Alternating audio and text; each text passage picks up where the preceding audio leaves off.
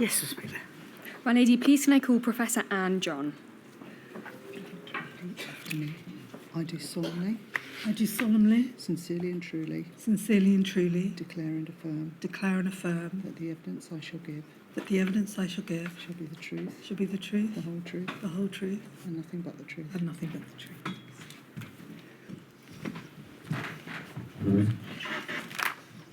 Could you please start by giving us your full name? Anne John. Thank you for attending today and assisting the inquiry. As we go through your evidence, please remember to keep your voice up and speak into the microphone so the stenographers can pick up everything that you say. Please do ask me to repeat if anything isn't clear. Your witness statement that you provided for this module of the inquiry is at INQ 000286066, and it was signed on the 2nd of October 2023. Are the contents of that statement true to the best of your knowledge and belief? Yes. Professor John, in terms of your professional background, is it correct that you are a clinical academic with a background in primary care and public health? Yes. And as a brief overview of your career, such as is relevant to the inquiry, you are Clinical Professor of Public Health and Psychiatry at Swansea University and an Honorary Consultant in Public Health Medicine, a role you have held since 2017. Yes, at a professorial level. You are a Strategic Lead for Mental Health Research and National-led Suicide Prevention at Public Health Wales, and you co-chair the Cross-Government Group for Suicide Prevention. Yes. Prior to 2017, you were the Deputy Head of Swansea University Medical School, Yes. before which point you held various senior posts in public and mental health at Swansea University. Yes. With regard to your involvement in specific groups tasked with COVID-19 pandemic response, you were a member of the Technical Advisory Group, or TAG, from the 27th of June 2020. Yeah. Within TAG, you were chair of the Risk Communication and Behavioural Insights RCBI subgroup. Yes. You were a member also of the Children in Education TAG subgroup. Yeah. And in addition to all of those roles, you sat on what's called SPI-B, the Independent Scientific Pandemic Insights Group on Behaviours, advising SAGE in the UK government in the summer of 2020. Yes. Which you became co-chair of in June 2021. Yes. Professor, what was the Risk Communication and Behavioural Insights RCBI subgroup, and what was its work? So the RCBI subgroup was a group that was set up as a subgroup of TAG. So it was basically to provide scientific insights and support to policymakers around behavioural science. Is it right that you were approached to set up the group by Fliss Benet, the co-chair of TAG, in early June of 2020? Yes. And you held your first meeting on the 22nd of July of 2020? Absolutely. In terms of SPI-B, that group provided expert social and behavioural scientific advice as a subgroup of SAGE. Yes. How did you come to be involved with SPI-B?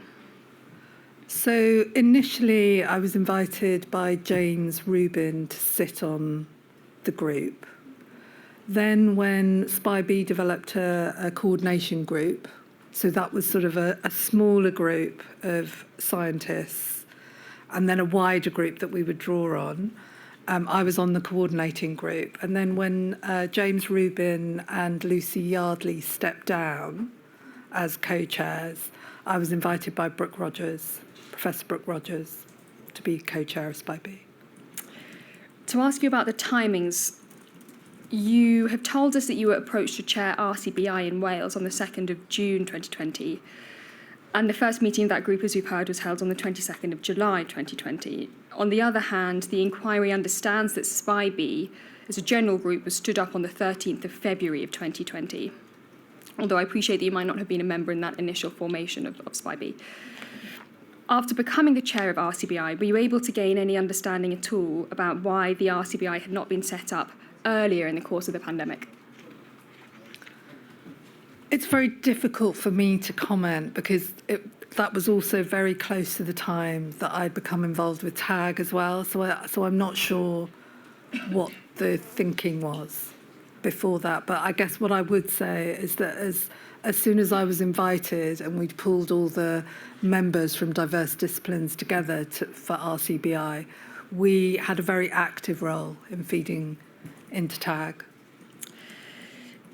You might not be able to answer, but do you know whether anything was being done prior to June 2020 to obtain specialised Welsh-specific advice about behavioural science? So I can't really answer that. I know there were people on the sort of civil servant side with some expertise in behavioural science.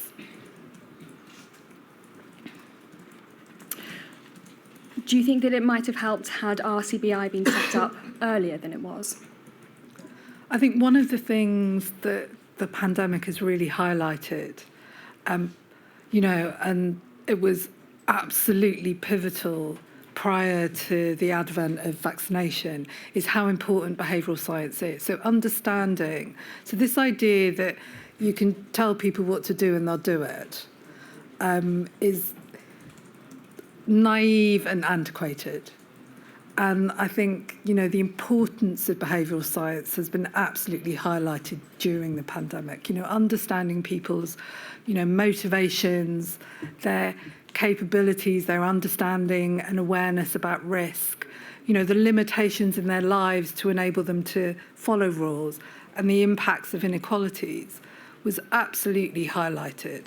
And so I guess from my perspective and for going forward, you absolutely want behavioural science input during any pandemic from the beginning, but also that capacity is being built up currently. You've touched on it already, but can I ask you to provide an overview of what the term behavioural science means and what its methodology is? So it's like understanding, I guess in some ways I would repeat what I've just said, it's understanding human behaviour, that people will have motivations about why they might follow rules or behave in a certain way, that there are limitations, staying in a one-bedroom flat during a stay-at-home order is very different to staying in a house with a garden. People might have front-facing, frontline jobs with 0-hour contracts. So then when you're asking people to isolate where there's no financial assistance, then that's much more challenging from them than for someone who has the financial wherewithal. So having that understanding of motivations, capabilities, and opportunities is really important when you're thinking about, how do we encourage people to behave in certain ways? And I guess it also highlights that things like, using protecting others rather than blame and fear and shame is always a much more effective way. We might return to some of those themes in due course in your evidence, but as a summary, is it correct to say that some of the things that RCBI advised on during the course of the pandemic were examining behaviours towards restrictions in place, such as physical distancing, you've touched on that, examining differential uptake of vaccines, understanding drivers of behaviours in young people regarding NPIs, non-pharmaceutical interventions, and focusing on protective strategies for underserved groups? Absolutely. What empirical or observed evidence did RCBI rely on to formulate its advice?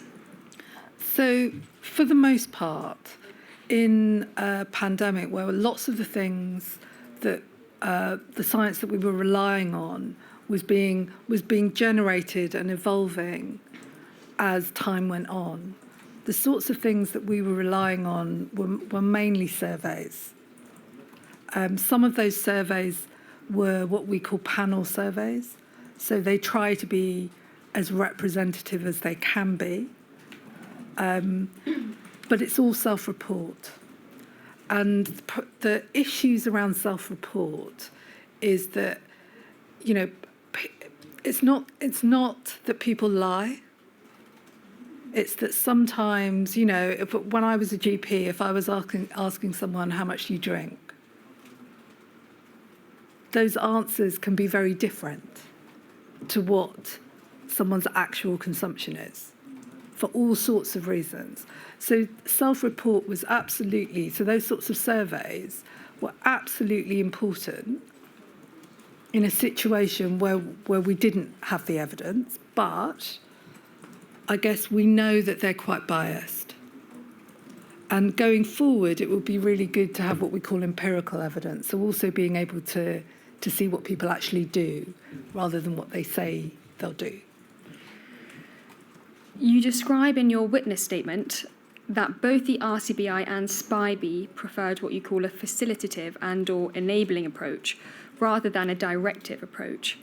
Are you able to explain the differences between those two approaches? A directive approach would be much more, you make a rule and you enforce a punishment if people don't follow those rules. An enabling approach is really, you know, I would say fundamental to behavioural science. It's understanding all those different factors that sort of encroach upon why someone might behave in the way that they do. So the vast majority of people adhered to the restrictions that were in place. And where they didn't, it was for the reasons that I outlined before. You know, it was things like, you know, not having access to financial support, to self-isolate. It was, you know, being in, not having the support to go and get a food shop or walk their dog. So I guess it really is about understanding those sorts of issues.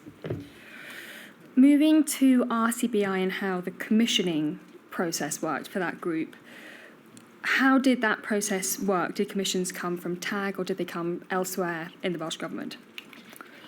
So for the most part, we either received commissions during discussions in TAG.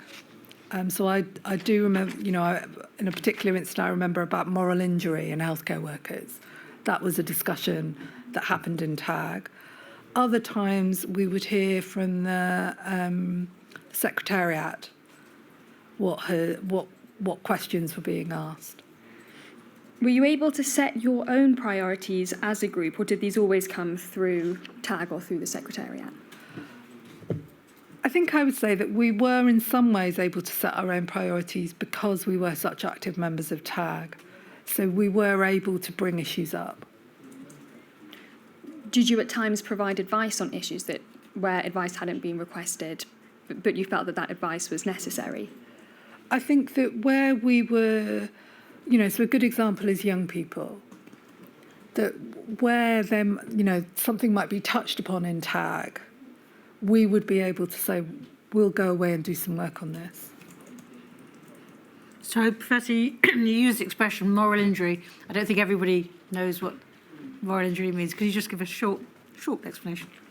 So I think the thing about moral injury, so we talk a lot about burnout, and people really link burnout to workload, but actually it's much more complicated than that. You know, burnout is much more common in what we call a moral injury. So where people are working in a situation where they can't do what they've been trained to do, where they're doing things that they feel are against the ethos of their profession. So we did a piece of work predominantly on healthcare workers who were working, you know, at high capacity, but also in a situation where people were sometimes, you know, dying without loved ones that might be in conflict with how they would want to practice.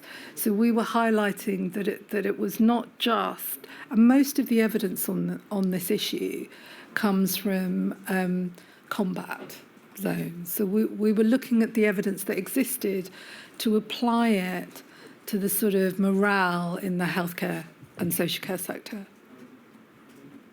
Thank you. Was the RCBI a multidisciplinary group? What kinds of expertise did the group have access to? So, for the most part, there were public health people there. There was myself and Ashley Gould, who was my co-chair after about a year. There were various psychologists. So there was Professor Nick Pidgeon, who has a lot of expertise in risk communication, predominantly in relation to climate change, and does a lot of UK government advice. There was Professor John Parkinson. There was Tony Munstead. We also had we had evidence synthesis experts, Adrian Edwards. We had people from social sciences. So I think behavioural science really is multidisciplinary. And we also invited officials we had a member of the Welsh Government sort of communications team, which I think meant that they were hearing a lot of behavioural science in terms of how communications were done. And someone from the police as well. Do you think that there was sufficient representation on TAG and on RCBI of people from ethnic minorities and from socially deprived backgrounds or minoritized groups? In a word, no. I think that reflects society as a whole.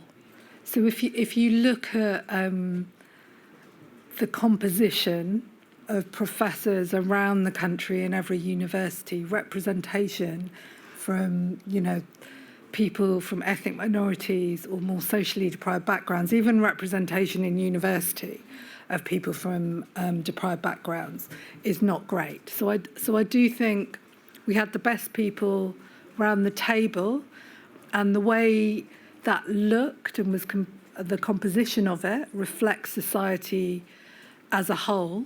So I think there's something to do about widening access and participation in science and education. But knowing that to be the case, having a diverse range of voices around the table is really important. Knowing that to be the case, it really highlighted how important it was to have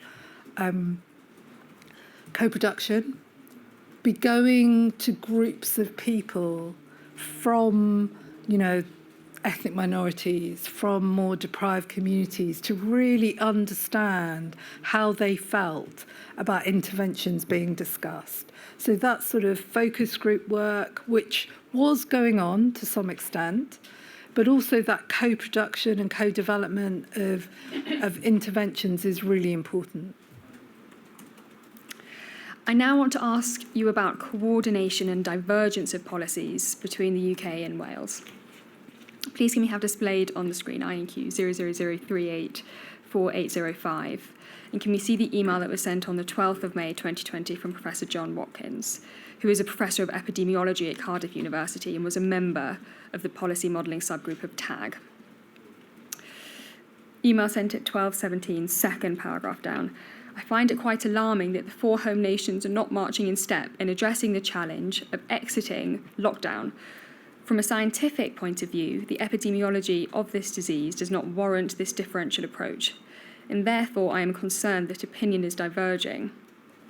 Wales, with its extended land border with England, crossed daily by citizens for work with differing rules backed by law, puts people in a particularly difficult position. If all policy in this matter is based on science, and I am not aware of any difference in the scientific advice given to Welsh Government compared to England, then why have ministers chosen a different course?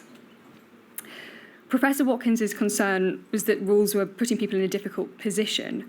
Now, I am not going to ask you about the rights and wrongs of those policies. I want to ask you about the impacts of those kinds of divergences between the four nations, and especially between Wales and England, on population behaviour. Are you able to assist with what the impact that divergences, like the speed of exiting lockdowns, is likely to have had on people's understanding of and compliance with restrictions in Wales? So one of the the basic principles of behavioural science and communication is having clear messages that where you explain why you've come to that policy decision. I think for people, this divergence across nations, now there's always going to be some because the composition in different regions is different. As we've heard, Wales has an older, more deprived composition in terms of population. So there are some reasons to be different. However, it would have been very confusing to people that, there was one point where you had to wear a mask on the train till you got to Newport and then you could take it off. Now, there is no doubt in my mind that idea that if we're following the science, why are we coming to different conclusions, was difficult for people. And that would have had an impact on trust. And we know how much trust in government and in the decisions being made impacts behaviours in these situations. So while I think you do need to acknowledge that sometimes rules will be different, the responsibility is to communicate why. And I think that sometimes was missing. I think you've answered my next question, but I'll put it anyway. Is it possible that divergences of policy, like the ones you've described, weakened a belief amongst the population in the science? And could those divergences have caused a fall in confidence in government policies that were being led by the science? So yes, I think unless you gave a very clear explanation for that divergence, it would have affected some segments of the population. So if you trust in your government, if you feel that a policy is being enacted to keep you safe, it may not impact adherence, but in general, for other parts of the population, it would. So I think clear, consistent messaging is really important, and I guess going forward, it would. And I do think this is my understanding is this is happening. Is I think it's working together, recognising that part of that leadership role across the four nations is coming to some kind of consensus in the way we did as scientists in terms of policy is really important going forward. Professor, I now want to ask you a few questions about the formulation of assumptions about population compliance around MPIs, especially in the first wave of the pandemic. I caveat these questions in that it is fully appreciated that RCBI was not set up at that point in time. Please can we have on screen INQ 0000494647. This is a document from Imperial College titled Impact of Non-Pharmaceutical Interventions to Reduce COVID-19 Mortality and Healthcare Demand, dated the 16th of March 2020. If we turn to page 6, please, there's a table titled Summary of MPI Interventions Considered. Under case isolation in the home, top row, if you look at the final sentence, it says, assume 70% of households comply with the policy. And then second one down, voluntary home quarantine. Final sentence, assume 50% of households comply with the policy. And then moving 2 rows down, social distancing of entire population. Final note, first sentence, all households reduce contact outside household, school or workplace by 75%. Could we now please turn to a different document, INQ 00034961. This is a TAC briefing for the Welsh Government titled Briefing from SAGE Outputs on Behavioural and Social Interventions. And then on page 3 at paragraph 16. These interventions assume compliance levels of 50% or more over long periods of time. This may be unachievable in the UK population, and uptake of these measures is likely to vary across groups, possibly leading to variation in outbreak intensities across different communities. If I just ask you some questions about that. In terms of actual compliance figures, it's of course difficult to obtain concrete a concrete single metric of whole population compliance across the pandemic. That said, in late March and April 2020, are you able to comment on what population compliance was like, whether it was in excess or under the estimates that we've just seen in those documents? So I guess first to say I really don't like the word compliance, because I think adherence is a much better word. I think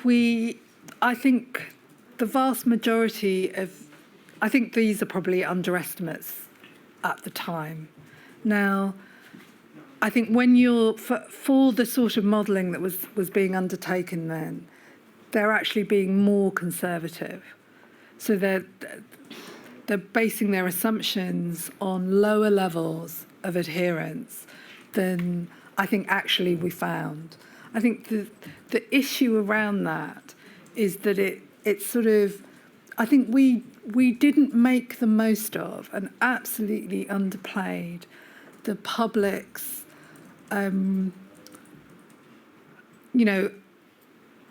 wanting to both protect themselves but also those around them. That I think in Wales we did understand that sort of collective responsibility, and that talking about all those things was much better than thinking about it from a sort of people will break the rules perspective. So I think there's two issues here. I think these are very conservative assumptions. And normally when we make assumptions, when we're doing modelling, you tend to be on the conservative side because there are many more risks with looking at them the other way. But I think we fail to recognise sometimes how much the public and communities pull together. On the 14th of April 2020, one of your colleagues from SPIBE, Professor Lucy Yardley, said in an email to Professor Mark Woolhouse, a professor, as we've heard earlier today, of infectious disease epidemiology, I find epidemiologists tend to underestimate the extent to which what people do is malleable and can be influenced by how things are introduced and supported. Do you agree with Professor Yardley on that point? Absolutely. I think, it goes back to that issue around financial support for isolation. For some people, it was very challenging to isolate, from a financial, from the point of view of, feeding your family. If you're on a 0 hours contract, if you're working in a workplace where you'll put loads of burden on others, if you're in a front-facing, front-line occupation, you need support to stay home. So absolutely, I agree with her. Moving to a new topic, I will ask some brief questions about the notion of behavioural fatigue, which touches on, of course, some evidence that you've already given for us. In your witness statement that you provided, you referenced the emerging debate on behavioural or pandemic fatigue in March of 2020, which was later addressed in RCBI. Are you able to briefly summarise what that debate was and what it referred to in the population? So the idea of pandemic fatigue, I think, really fits in with sort of popular culture. It sounds like, Barack Obama and Mark Zuckerberg talking about decision fatigue. So it sort of feels like common sense, doesn't it? People will get tired of it all. In actual fact, there's no evidence for that. And I think as time went on, from when that term was first mentioned, more and more of us came out and said, well, actually, there's no evidence for that. I think if you put forward clear, consistent messaging, if you supported people in how to adopt certain behaviours like isolation, there was no idea that pandemic fatigue existed. I think Professor Sir Chris Whitty, who used the expression, regretted it in his evidence before me. And I think absolutely it's because it's sort of, you're trying to communicate with the public, and it sounds like it's in popular discussion, isn't it? So yeah, absolutely. What were some of the dangers of public discourse normalising a notion of behavioural fatigue? I guess where, if people, it's almost like a confirmation bias. So if you think that pandemic fatigue is something, then I think the risk for the public is that it might normalise sort of not adhering so carefully. I think the risks in terms of policy and for scientific advice is that would impact how you think we can continue with restrictions, or what restrictions should happen after you come out of, say, a fire break or a stay-at-home order. So I think that's where the danger in the term lay.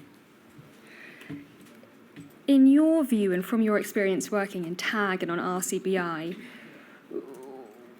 were policymakers or ministers within the Welsh Government, were they making decisions based on notions of behavioural fatigue that you didn't think, as you've said, there was evidence for? No. I think as soon as this was something that within the sort of behavioural science groups I was in, we were very clear about it, and we communicated that every time it came up. Moving to the summer of 2020. In his statement to this inquiry, Dr. Rob Orford has said that following the first wave, too much of society was opened up all at once. And in terms of hospitality, it led to a feeling that, and I quote, if it's okay to go to the pub, then it's okay to mix with others. And that there was a lack of reasoned debate on the impact of harm of these measures. Do you agree with Dr. Orford's comments about that? So the way I think about this, so I'm assuming this is linking to Eat Out to Help Out. You've heard before how we didn't have input into that or its messaging. I can't comment on the balances across different areas that policymakers were making. But I guess what I would say is that if you're saying to people, we need to eat out to help out the economy.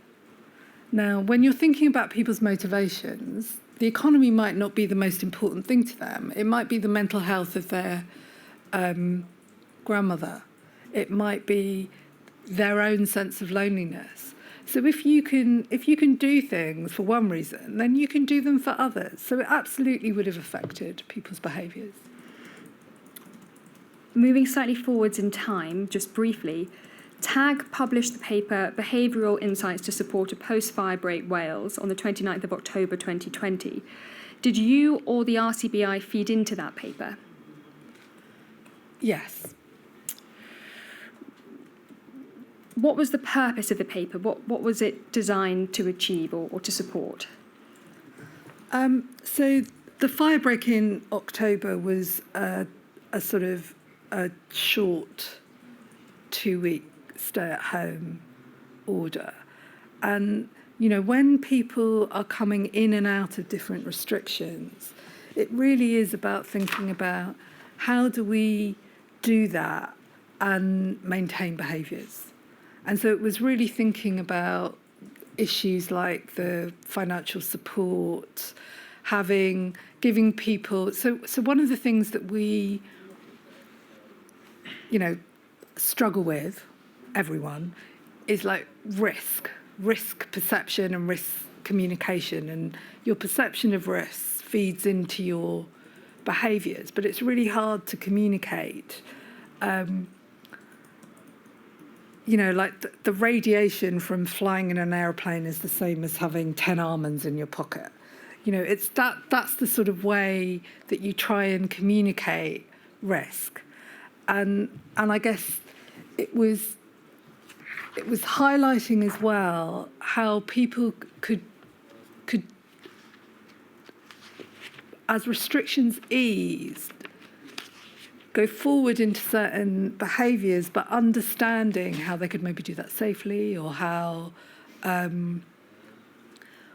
they might make another choice in your life. So one of the things that really impacts on behaviour is education and awareness.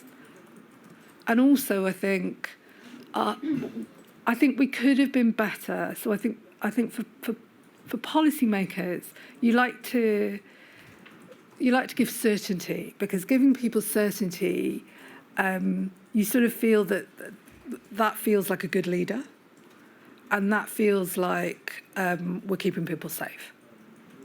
Whereas in actual fact, being able to communicate uncertainty in a situation that was evolving, rapidly, I think might have prevented those ideas about, there were U-turns, or why have we got different policies in different places.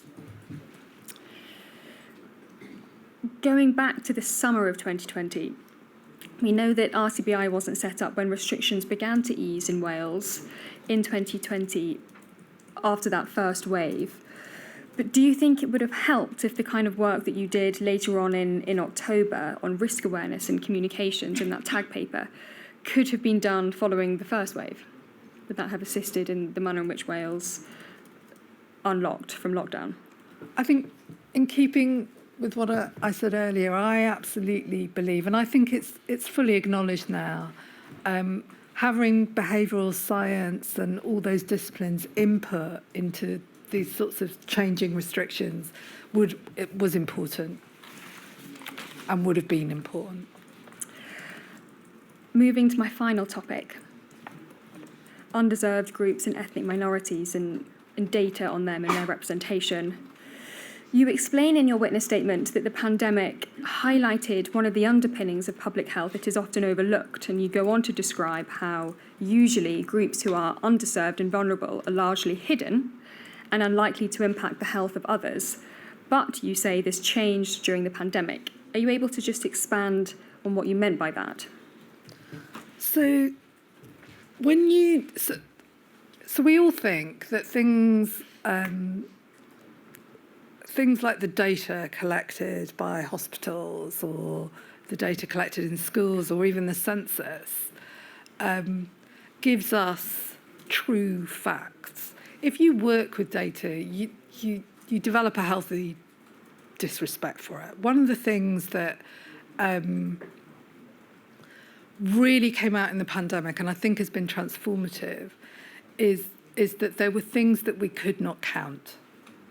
So, and one of those things was about ethnicity. Ethnicity is so poorly recorded in routinely collected data. And that's sort of for understandable reasons. People often would say prefer not to say. And that comes back to trust. But because those things aren't recorded, we can't count. And because we can't count, we can't see what the disproportionate impacts in certain sectors of society are. So if people aren't accessing services, we can't count them. If we don't, if we're not recording ethnicity, it's very difficult. And there are lots of characteristics, at least with the impact of the pandemic on ethnic minority groups. That there was that sense when you were on social media very early on in the pandemic, lots of the photos of people who were dying were from ethnic minorities, but there were equally lots of characteristics where people might be vulnerable that aren't so visible. And I think one of the important lessons going forward, and I do think it's been recognised, is ensuring that we have timely, accurate data systems. We can't just try and develop data systems in the middle of a pandemic. We really need to invest. And I think in many ways we have, in those systems being operational. My final question is just about that. Are you able to provide slightly more information about what has been done already and what is still being done to increase the acquisition of the kind of data that you describe? So there are UK-wide initiatives, both with NHS data, with recording of ethnicity status in hospitals, in healthcare.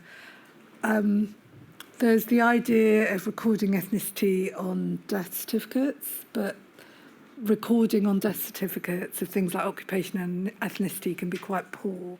So I guess what I'm saying is there's a lot of work to be done with underserved populations. So I know that, back in the day, I always used to prefer not to say, because you have an inherent knowledge that it's going to be a disadvantage to you. It's not an advantage to be from an ethnic minority. So I think there are things that we need to address, education and awareness for people in terms of their suspicions about why we're recording this data. And we also need to think about, how we address those trust issues across our most sort of unheard vulnerable populations, because all those things come down to trust. My lady, I have no further questions, and I don't believe there are any Rule 10 applications. No, there aren't. Thank you very much indeed. I do hope being a clinical professor doesn't mean you stop teaching, because I found it extremely interesting. Thank you very much indeed. Thank you.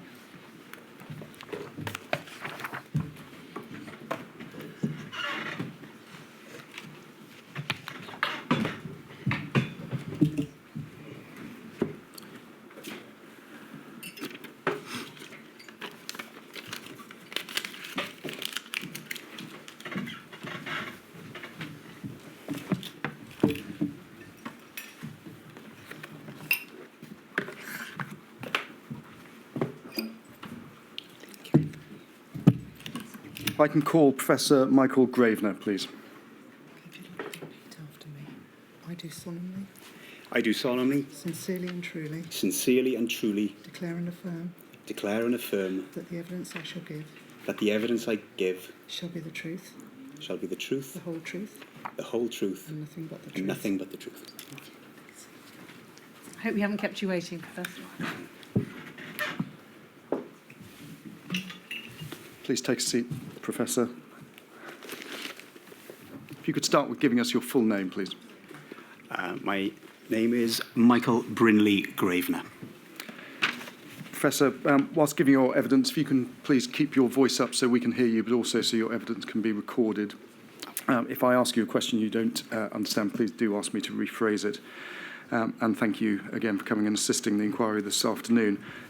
The witness statement you've provided for this module is at INQ 000347979. We don't need to go to it, but at page 35, you signed and dated that on the 28th of October of last year. Are the contents of that statement true to the best of your knowledge and belief? Yes. Professor, by way of overview of your career then to date, you were Professor of Epidemiology and Biostatistics at Swansea University, correct? That's right. Your academic career has been focused on infectious disease epidemiology and public health data analysis through mathematical modelling and statistics. Is that also right? That's right. Although you have not previously worked with coronaviruses, I think I'm right in saying you have professional experience in the practical application of mathematical models of infectious disease for policymakers. Is that right? That's correct. In terms of your role during the pandemic, is it right that in May 2020 you joined TAG and the modelling subgroup, which was co-chaired by Brendan Collins and Craiger Solomon? That's right. And from April to May 2020, you and some colleagues from Swansea University, which we'll call the Swansea Modelling Team, had been commissioned to provide a Welsh-specific epidemiological models to assist the Welsh Government respond to Covid-19. Is that right? That's right, yes. I maybe wouldn't say commissioned, but... You volunteered? Yes. Was the work that you did voluntary, unpaid work? Yes. Up until much later in the day. To the best of your knowledge, Professor, were there any epidemiological models being developed and run in Wales for the Welsh population in February and March 2020? I would say that some of the, a good few of the SPI-M models would include Wales as an element. I wasn't aware of any specific focus on Wales from any other models. And so is it right, in this period, February, March, Wales was heavily dependent on the modelling work that was being done by SPI-M, which was also being used to inform SAGE discussions? Yes, that's fair. Professor, when did you first become aware of COVID-19? I think it would have been on the news in early January, I expect. And what were your views about what was happening in Wuhan and the potential pandemic that was unfolding in the January 2020? I think I knew as colleagues several of the epidemiologists that were involved in the analysis of the outbreak in Wuhan, and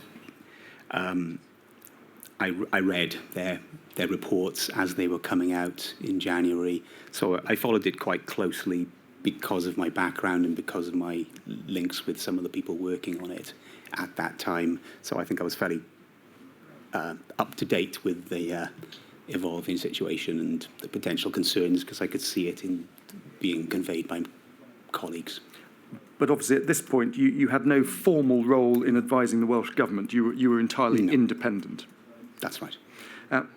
Did you raise the alarm with your professional colleagues? I think you say in your witness statement that very large numbers of infections in 2020 would be likely. Well, within the medical school in Swansea, yes, in informal conversations, yes. It looked fairly obvious. What kind of interventions did you think would be required? At that point, I really don't know at that point. I think that's going back quite a long time, and there's a bit of hindsight involved there. I've just expected a large epidemic. Could we please have INQ 000374405 on screen? This is an email that you sent on the 24th of February 2020. And it's right, you sent this to an individual who worked at Public Health That's right. Wales. And I'm just going to pick it up from about 4 lines down. The other is corona-related. I cornered Brendan the other day. Is that Brendan Mason, who worked for Public Health Wales? That's right. Brendan and I were lecturing together on that day in the medical school to medical students. So you say, I cornered Brendan the other day, who was measles outbreak lead, and I was asking him for data and information on MMR vaccination. He was looking pretty pale with 24/7 preparation for corona, and I briefly asked him if he needed any modelling support. Might be a bit late in the day, but Wales does represent a devolved and small public health response, so potentially they can do things differently. University campus closures, that sort of thing, if they wanted. They may make some support on scenarios, and if they do, I wondered if you were interested. By doing things differently, what do you mean differently to England, differently to the rest of the UK? I honestly can't remember what I meant at that point. I really was... at that point, just reaching out to some colleagues to see if they would be interested in essentially some modelling analyses, because it might be provided. And it was through my contacts with Brendan that I was introduced to Public Health Wales and Dr. Chris Williams and colleagues. So at that stage, I was following the modelling analysis quite closely, and I thought that some help maybe in terms of interpreting perhaps the modelling output that was coming out. I was aware that these kind of reports might have been new to a lot of people. So I was just really fishing around at that stage for maybe something we could do to help interpret what was happening in Wales. I was aware that the health response was devolved, but I don't think I was referring to any specific kind of activity at that point. No, you were obviously offering modelling support, and in that email we just looked at, you said it might be a bit late in the day. So was it your view that sort of modelling should have really been put in place already by towards the end of February 2020? Yeah, I guess that's what I thought. Yes, or that they would be relying on the well-established groups in SPI-M and the large groups involved there, Imperial and the London School of Hygiene and Tropical Medicine. So I knew that a lot of modelling support was going to come from that area, and that's what might have been relied upon. Did you get a reply from that offer? Did Public Health Wales take you up on your offer at this stage of providing modelling support? On that day, no, but that is the, as I said, that was, I think, when, as I recall, that's when sort of leave was cancelled, so to speak, for Public Health Wales, and things got very, very busy indeed. So I didn't hear back immediately, but that is the route at which I was introduced to Public Health Wales and ultimately Welsh Government as well. And individuals like Dr. Chris Williams, who we heard from earlier. Yes, so Dr. Mason introduced me to Chris Williams, and that's really where the link started.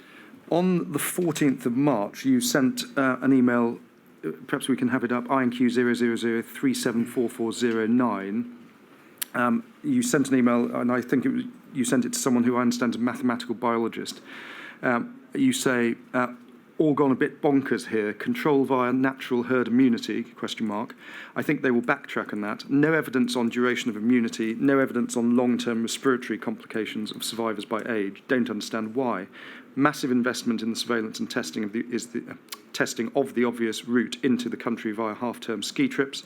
Shut down and have a substantial, in percentage terms it has to be, given it is at low-end effect on R. Chase up cases like hell with all the resources going there. Slow everything down in the summer. Wait for better treatments for next winter. Do you stand by what you said then in this email of the 14th of March, that by locking down earlier, investing in surveillance and testing of those entering the country and chasing, in your words, cases up like hell, would have been the best strategy for Wales in mid-March 2020? It's difficult looking back at these now, but parts of it. I think by the 14th, I think we've gone past the routes into the country. I think we've gone well past that. So I think this is more of a comment that, as you know, herd immunity was discussed many times, and the approach there means slightly different things to different people. But I think it well reflects my concerns that. There's a little bit of modelling there, which the first thing that would come to my mind is that the idea that we reach a certain threshold and that's it. That's as an epidemiologist, that never seemed like a very sensible conclusion, because viruses are extremely adept at changing, and so there was always going to be concerns over immunity. And I think this is before the term long COVID was mentioned, but systemic, nasty respiratory viruses cause damage, and we don't know the problems there. But in terms of large-scale emergency response, then shutting activities down and reducing contacts a lot has always been part of discussions of pandemic response in terms of things like influenza. And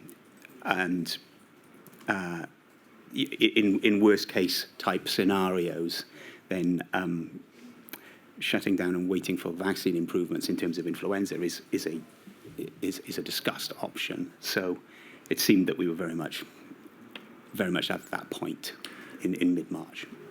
But at this point in mid-March, it's right, isn't it, to say that there was no massive investment in surveillance and testing of those coming into the country, whether it be ski trips or otherwise. There was no shutdown, we know, for a further week. There was no contact tracing, let alone the rigorous contact tracing that you're advocating for in this email. Would it be fair to say that this was a missed opportunity for Wales to have better controlled the first wave? No, I think at this point there was not really I don't think this was applicable at that point in time. It just simply wasn't. So this is not something that could have been done at that point in time, but it's something that we had to move towards. And so I would slightly separate the surveillance and the routes into the country. Surveillance I meant within Wales, not in terms of international travel, which I think was long gone by then. But no, I don't think it's something that could have been done at that moment. It's something that it seemed very apparent that we would have to invest in going forward. But you're not saying it should have been done before? I think they would. I think it's apparent that there wouldn't have been much time before to put that full surveillance and testing in place. I think, given the numbers of tests that were available at that time, that's not something that could have just been done at that point. So I'm not saying it was an option that was missed. It's just a comment that that's where we've got to head towards. This is mid-March 2020, and we've heard from various witnesses alarm bells ringing with them in early to mid-January. So it's a 2-month period. And I think testing, bringing a testing system into place to deal with that is a huge challenge, and as it proved, took considerably more time. So I would not like to represent it as an option that was right there available at the time. That's not correct. We've heard from Dr. Roland Salmon earlier today about his views on the efficacy of lockdowns. Now, in your statement to the inquiry, you have said that it was clear that once the situation of late February, early March was reached, a first national lockdown was necessary. Why do you describe it as being clear by late February, early March that lockdown was necessary?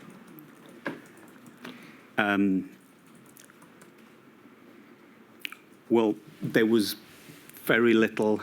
I think by late February, early March, the reported seeding throughout the country was suggesting that the kind of things that are evolved around surveillance and testing and were not sufficient to be able to control it UK-wide, and it was going to spread very, very rapidly. So all we then have to is to greatly reduce contacts, greatly reduce mixing between individuals, and at that point, we had a pretty good estimates of the transmissibility, dealing with a very, very transmissible virus, and it seemed that there wasn't really anything else in the short term other than a substantial reduction in contacts. Do you think that the national lockdown should have been implemented earlier than the 23rd of March? In retrospect, I think it would have been helpful. It was, yes. I'm right, aren't I, that your modelling subgroup analysed an earlier lockdown in a July 2020 paper. If we could please have INQ 000302585 displayed. Excellent, page 7, thank you. Want to look at figure 9. This shows the effect of different timings of lockdown parameters on the potential course of the pandemic in Wales. Under the scenario of no mitigation measures at all, the pandemic would be expected to have reached a very high peak in mid-May, yes? Yes. If only pre-lockdown reduction levels of contact were maintained, so in other words, no full lockdown, a peak of over 250 deaths per day may have been expected near the beginning of June. Yes? Yes. And if lockdown had been delayed by only 5 days, the scenarios here suggest an additional 28% of deaths would have occurred. Am I reading that right? Yes. And if lockdown had been introduced only 5 days earlier than the 23rd of March, an expected 24% of deaths may have been prevented. Is that also right? Yes, that is the output from that model fit, yes. So moving all those reductions in contacts earlier can only really have the effect of slowing down the epidemic earlier, with a knock-on effect on the first peak. So I understand that there are debates about how we slowed down contacts prior to the mandated lockdown. And so this modelling exercise is an exercise in moving kind of all of those events earlier in time. But I think it's an inevitable part of infectious disease dynamics that if you reduce contacts earlier, you reduce the peak. There are potential consequences of that later on. Well, but in terms of the peak, yes, I think that is. I think there's a strong case for that. Well, I was going to ask you, Professor, would an earlier first peak have led to a greater number of deaths in the second wave? It is possible. You have. It depends what you do in the second wave. There are by suppressing it so hard, you have fewer people infected, and that means later on, when mixing increases, there are more people that can become infected in the second wave. You would technically have a slightly higher R value when the second wave would be initiated, which was inevitable. So those things are important considerations. Very, very important considerations, yes. But I guess it depends. The question of whether you'd have more in the second wave begs the question of what do you do differently in that second wave. Quite. In your statement, you describe other reasons, indirect reasons, why an earlier lockdown would have been preferable. And one of those reasons relates to care homes. In your evidence, you say care homes would have fared better from an earlier lockdown. Just briefly, why do you say that? That's a tricky question because we did not model care homes explicitly in our work.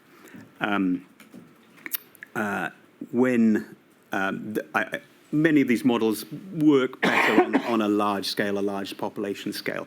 When it comes down to individual hospitals or individual care homes, then there are local level effects that must be taken into account in terms of disease control that are going to be implemented and can never be captured by a broad scale modelling exercise. I think that comment would refer to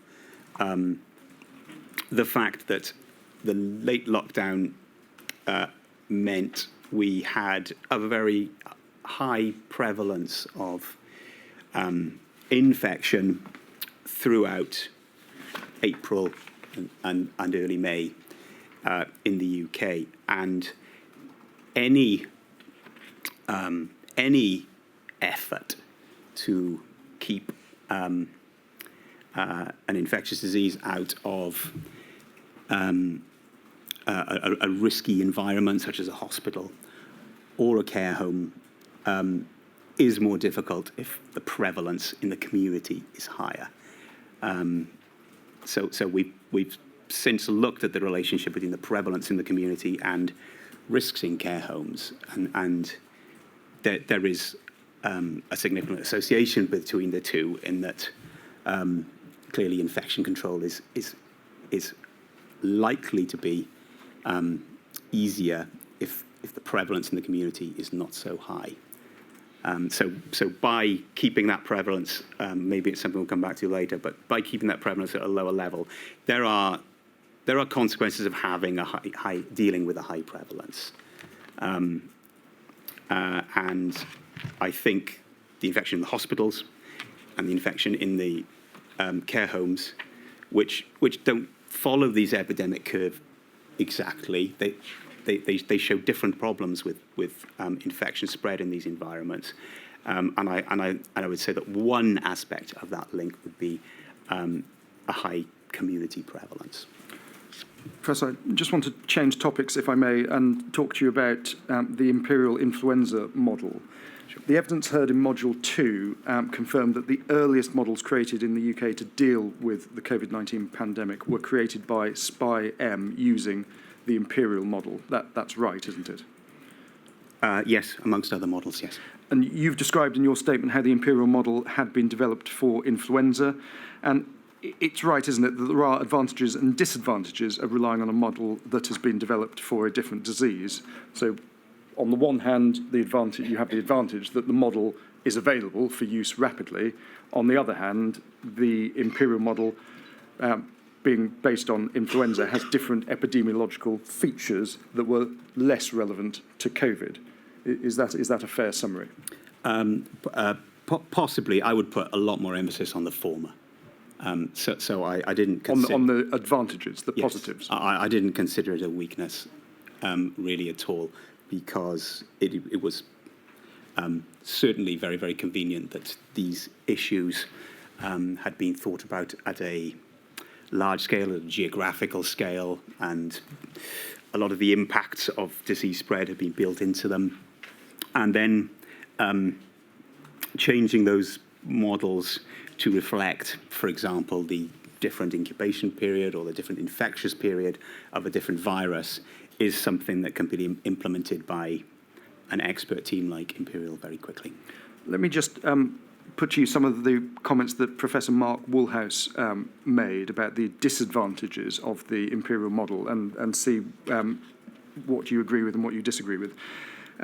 Professor Woolhouse said influenza models explicitly represented schools rather than care homes, and influenza models tend to focus on social distancing as the preferred method of intervention rather than alternative interventions. And he identified two reasons for that. The first, contact tracing is not a useful intervention for influenza due to its short generation time and high numbers of asymptomatic cases, therefore is not incorporated into the models, but obviously is a key intervention for SARS-like infections like COVID. And then second, he makes the point that influenza has a lower R number than COVID, meaning that social distancing measures required to keep an epidemic manageable can be much less drastic than a full lockdown. I suppose the first question is, as a point of principle, do you agree with those observations? Yes, I think all those are valid observations. Yes. I mean, as a consequence then of using the imperial model, do you think that adopted a trend or a bias in favour of lockdowns rather than focusing on the contribution of, say, case detection, contact tracing, self-isolation, shielding, and so forth? I'm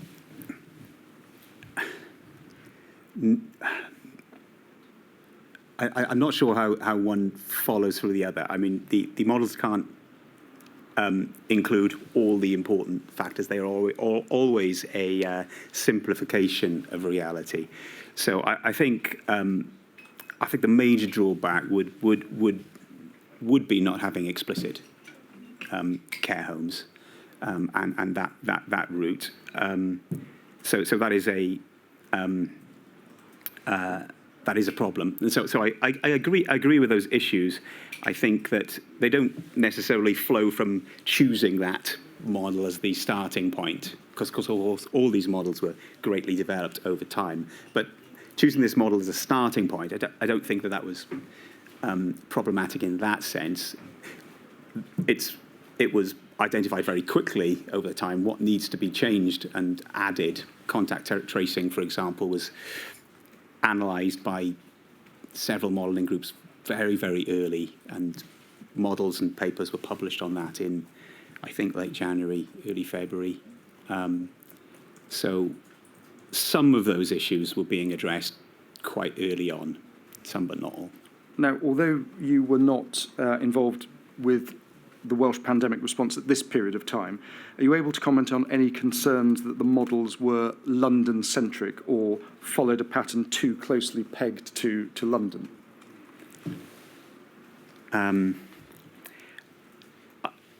At this point in time, I wasn't privy to any data or the models themselves, so it's quite difficult to comment upon that. I would say, yeah, I just at that point I was not actively using the models or building them. So I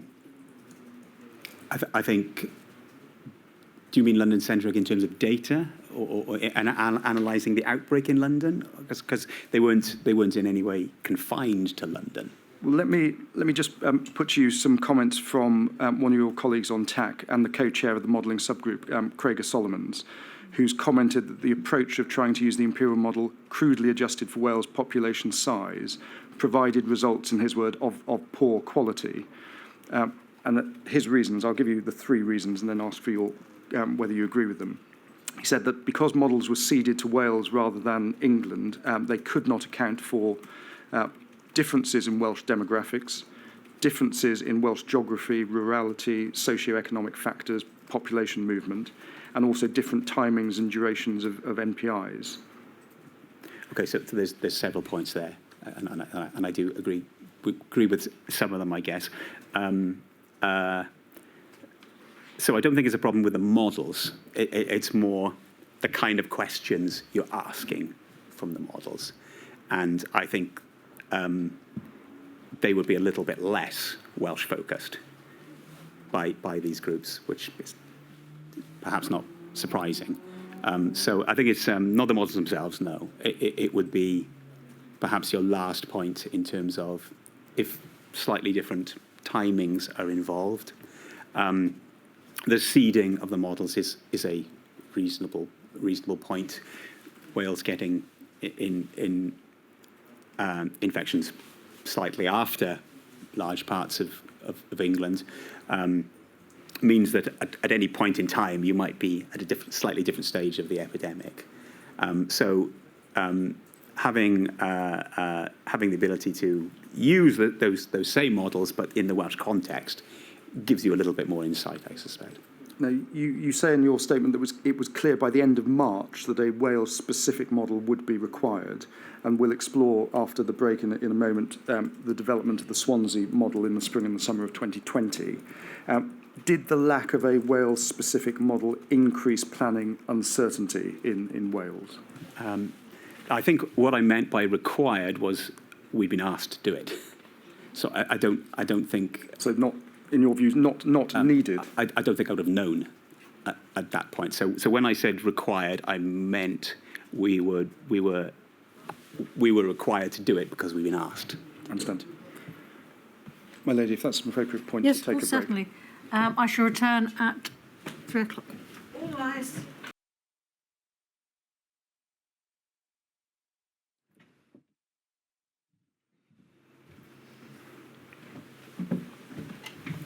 Mr. Paul. Professor, going to ask you some questions briefly about the Swansea model next. Now, we know that the Swansea model was not operational or used by policymakers during the first wave of COVID, and you very helpfully in your witness statement set out the timeline of its development, which I'm not proposing to take you through now, save to note that modelling work using the Swansea model commenced around May to June 2020. Is that right? That's right. And then modelling results were available around August 2020. That's right, yes. Now, could you just please provide a brief, high-level overview of how the Swansea model worked for us?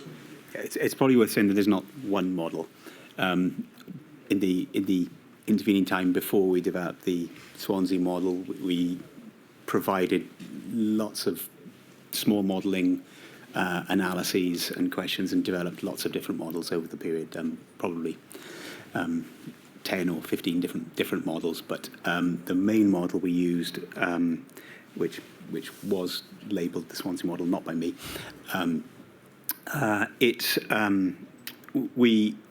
these models, as you've mentioned, have been in are best if they've been in development for a long time. So we took the decision not to build it from scratch. I felt at first it would be too difficult to do that. But by that time, a lot of the SPI-M modelling groups have made modelling frameworks available to the public, and we explored a range of those and used a framework that was provided by the School of Hygiene and Tropical Medicine.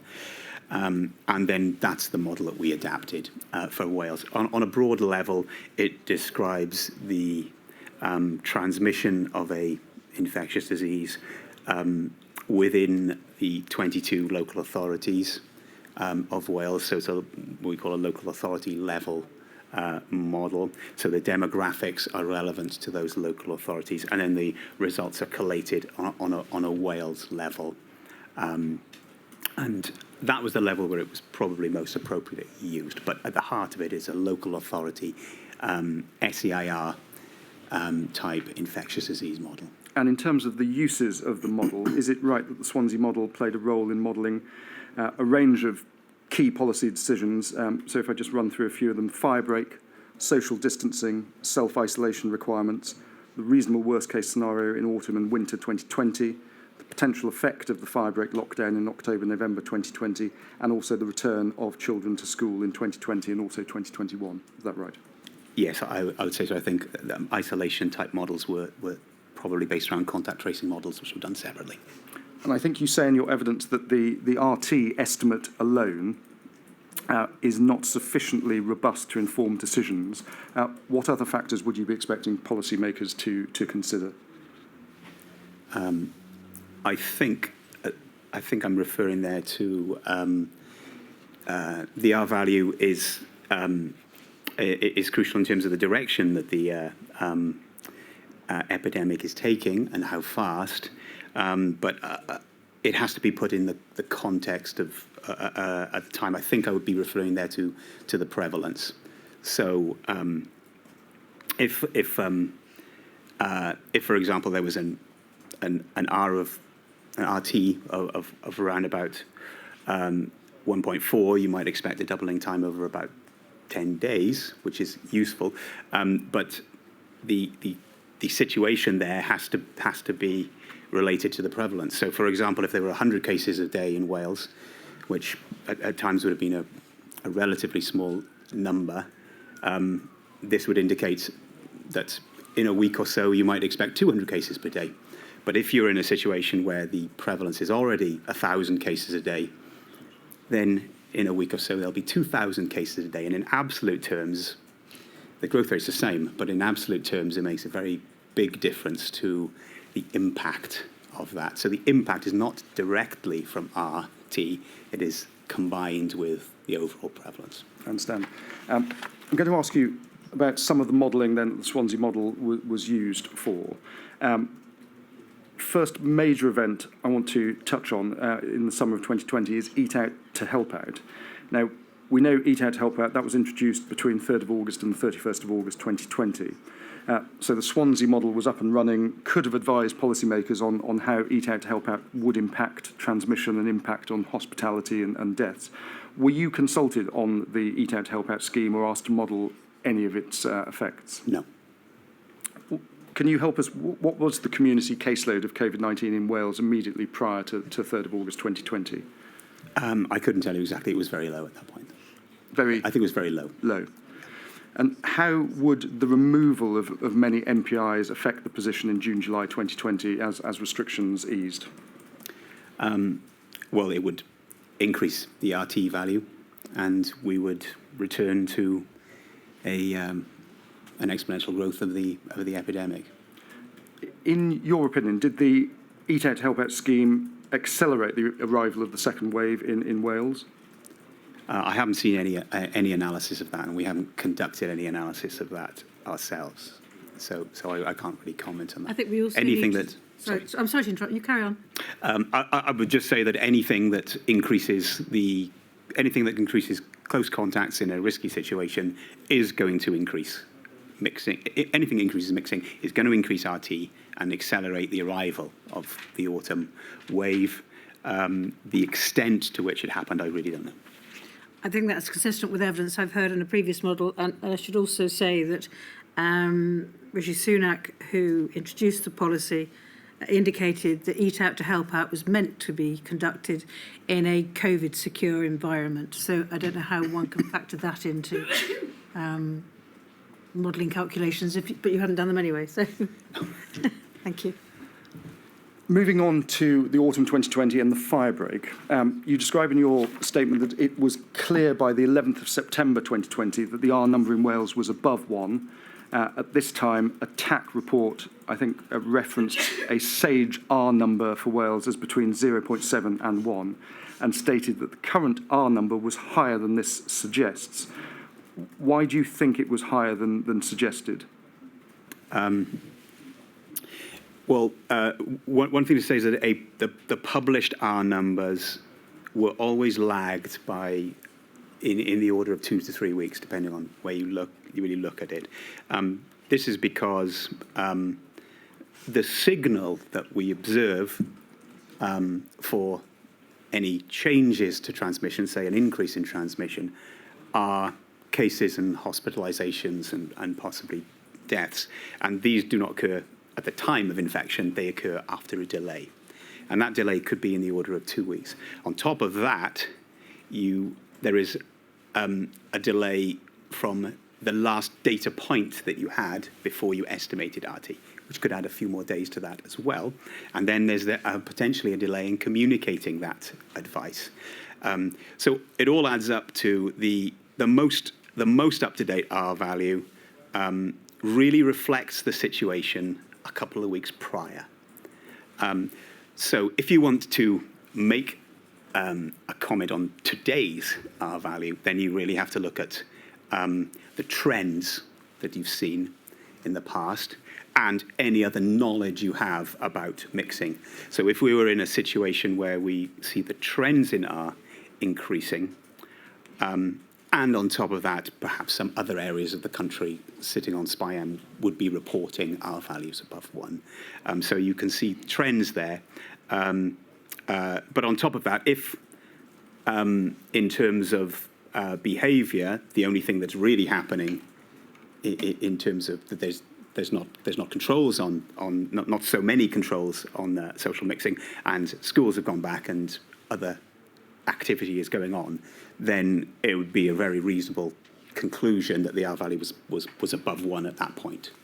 So when SAGE on the 11th September are reporting the R number for Wales as between 0.7 and 1, and you say likely to be higher, what do you think the R number was more likely to be at that point? I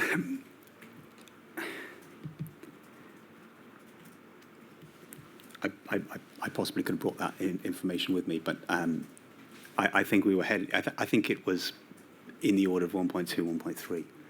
And I think I'm right in saying, Arto, by this point in time, you'd modelled a new reasonable worst-case scenario which showed a potential for a large second wave. Yes. Now, in the modelling work that you were doing in late August, September, am I right in thinking that while you modelled some MPIs being introduced to reduce contact and bring the R number down, the assumption was that there would not be a repeat of the March 2020 national lockdown?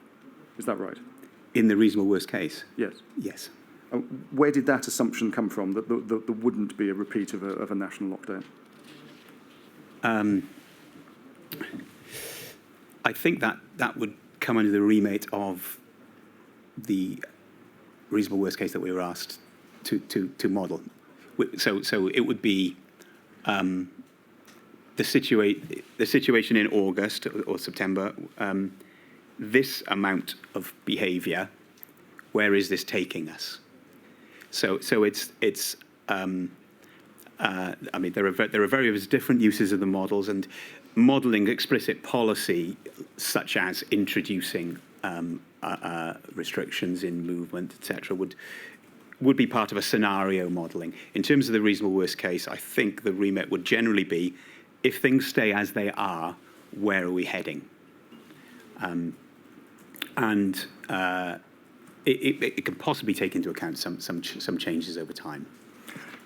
Modelling was conducted for the 11th September 2020 TAC advice that went to the Welsh Government. I don't need to display that advice here. It was noted in that advice, the pattern of increasing cases is similar to the situation in February. Action should be taken to prevent significant harm arising from COVID-19 or another full lockdown.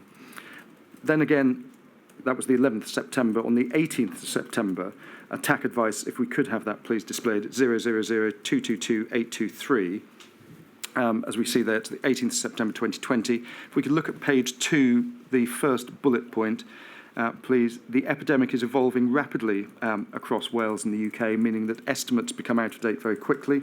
There is consensus that the situation continues to be serious. This is highlighted by the sad news that we have begun again this week to have deaths from COVID-19 recorded in Wales. Then if we can please have a look at the fourth bullet point on that page. A package of NPIs on local and national scale may be needed to bring R back below 1. Some NPIs may need to be in place for a significant length of time, though an earlier and more comprehensive response is likely to reduce the length of time for which they are required. What did you envisage by an earlier and more comprehensive response, Professor?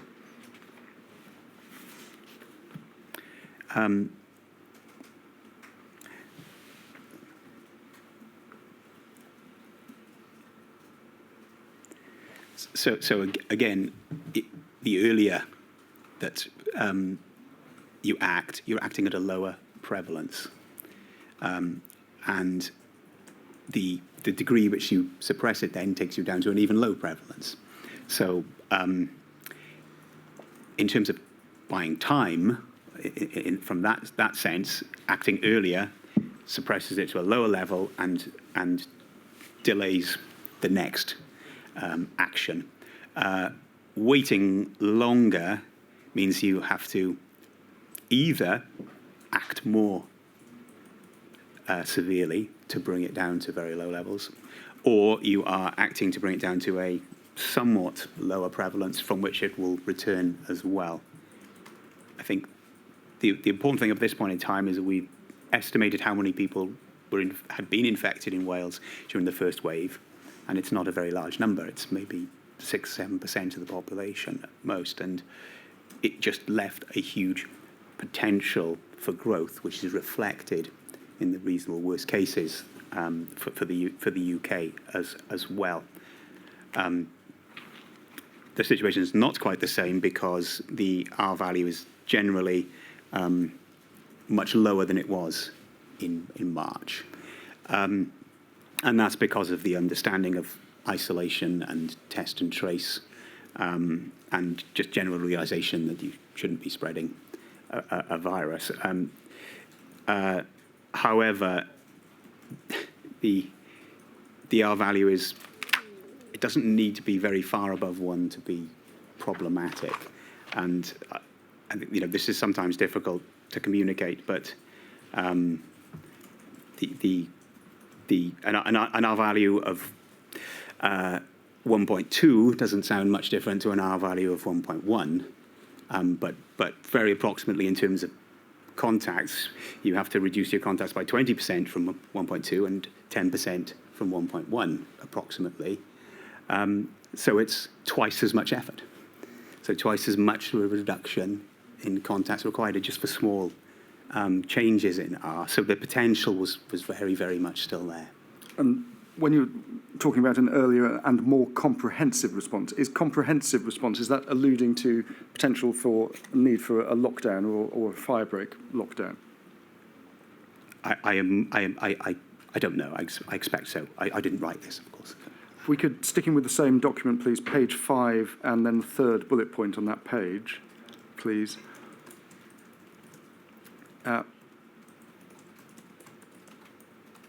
Thank you. In mid-April, mobility of Facebook users in Wales was 50% lower than the baseline. This is 1% lower than the baseline and is up slightly from last week.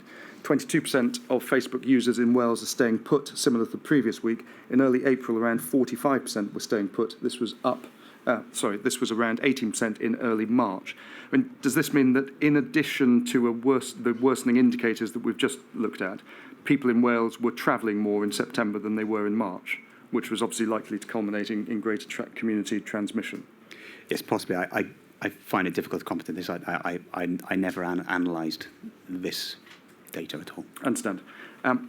If we could please have a look at some further modelling for a 2nd of October 2020 tag advice. Thank you. INQ 0000 We can see that on the screen there. Page 2, please, first bullet point. It says some data streams indicate potential slowing in the growth rate of the epidemic, but it remains likely that infection incidence is growing overall in Wales. And then, please, the second bullet point. The latest estimate of RT from SAGE for Wales is between 1.3 and 1.6. And then please the fifth bullet point on that page. Unless measures bring R back below 1, it is possible an infection incidence and hospital admissions may exceed scenario planning levels. So from your point of view, Professor, was it clear from early to mid-September 2020 that significant intervention would be required to reduce transmission? And then by early October, this being dated 2nd of October, there was concern that hospitals exceeding scenario planning levels, so in other words, the NHS in Wales would risk being overwhelmed. Yes, I'd agree with that, yes. Do you think the tone of the TAC advice documents that we've just seen was sufficient to convey the seriousness of that message to the Welsh Government? I think I'd have to see the full context for that. Well, were there occasions when you thought perhaps stronger warnings, stronger messaging might be warranted?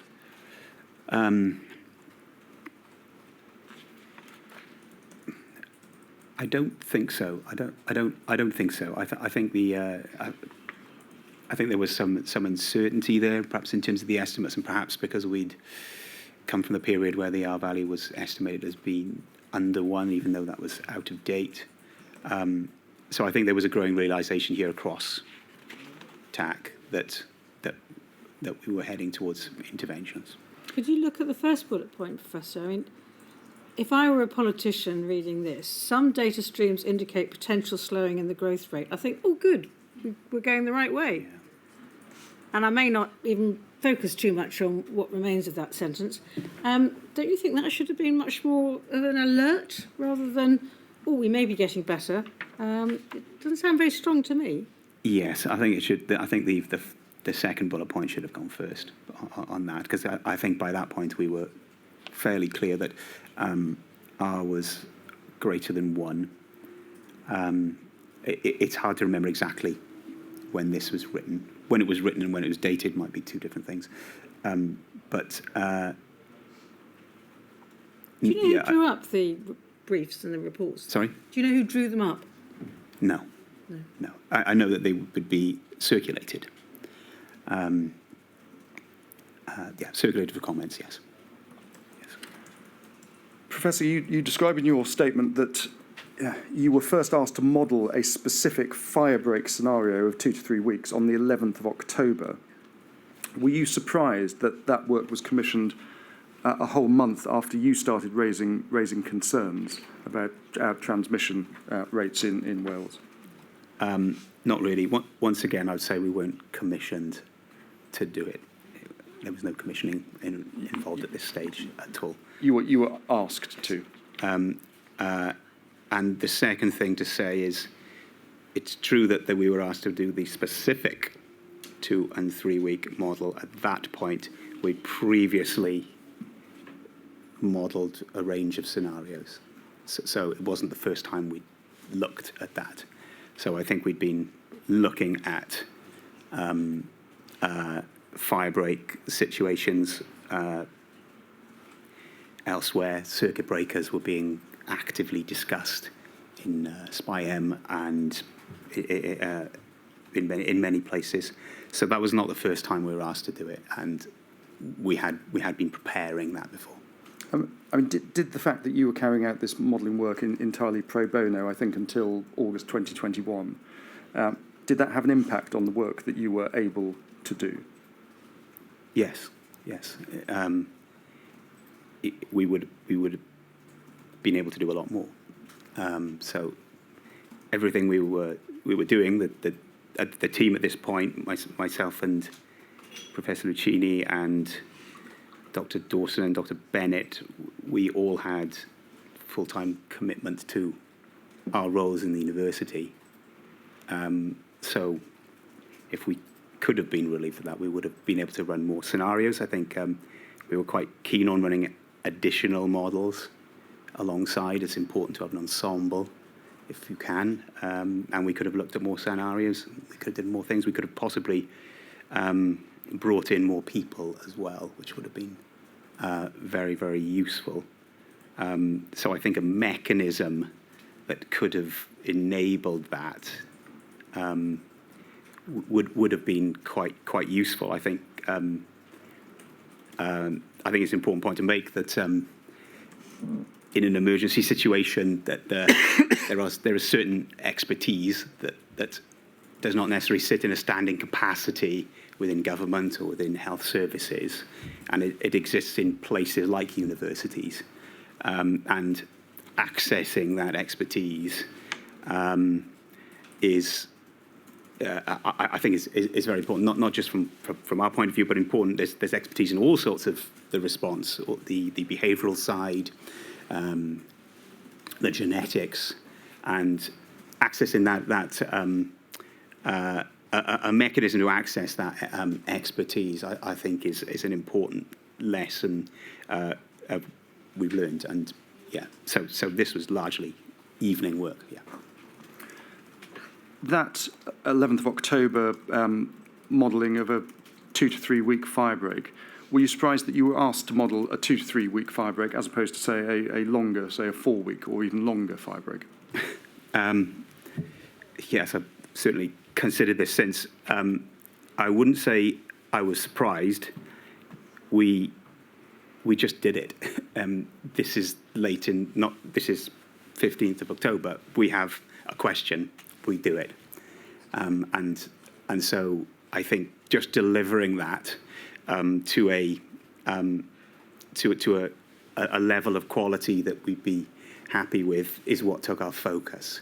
I don't think we had already run situations that were longer, and we know that a longer firebreak would have more of an impact. So at that point in time, I can say that we just took it and we did it. I think I'm right in saying you did in fact model, though, a 4 week firebreak. Did you not? Yes, we've looked at all ranges. We could run our model run simulations over many different combinations and repeated all sorts of situations. What did the modelling show about the impact of a 4 week lockdown? I think it would have driven the prevalence lower, and it would have given more time before prevalence returns to the pre-firebreak levels. That's something we reported on in detail for the 2 and 3 week scenarios. For the other scenarios, we have had those numbers, but at this point, this was the remit of our investigation. We focused on those two and provided that. Having sort of perhaps stepped outside the brief and modelled a 4 week lockdown, and having made the findings that you did you advise TAG or TAC of those findings at the time? At the time, no. I think they were discussed in the modelling subgroup, perhaps prior to that. But I think by the time we got to the 15th of October, there was a fairly well set plan for dates going over the school half term. So when we looked prior to that, we just set up a set of scenarios that in which you can vary the length of the firebreak, and they may or may not have had school closures, and they may have had different effects. So there would have been very many scenarios that we would have, and then we were focused then on the 2 to 3 week, and then we were given a date. So they wouldn't have been directly comparable anyway, because we were running over the half term, and then after the half term of the firebreak, there was a mixed school, some return to school. So it was a very specific situation that we were modelling in response to that email, which did not directly correspond to the previous kind of circuit breaker experiments that we've done before.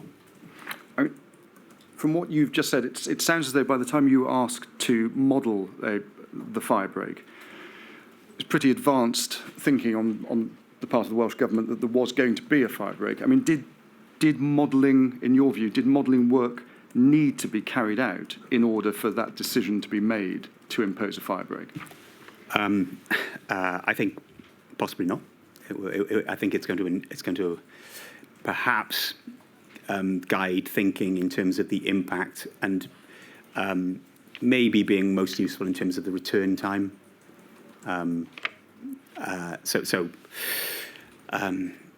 It's an important decision. So you've got to understand the particular circumstances in which it's going to work, and the uncertainty around that. So within the remit of the 2 and 3 week firebreak, we considered a combination of what the true value hour was when we headed into it.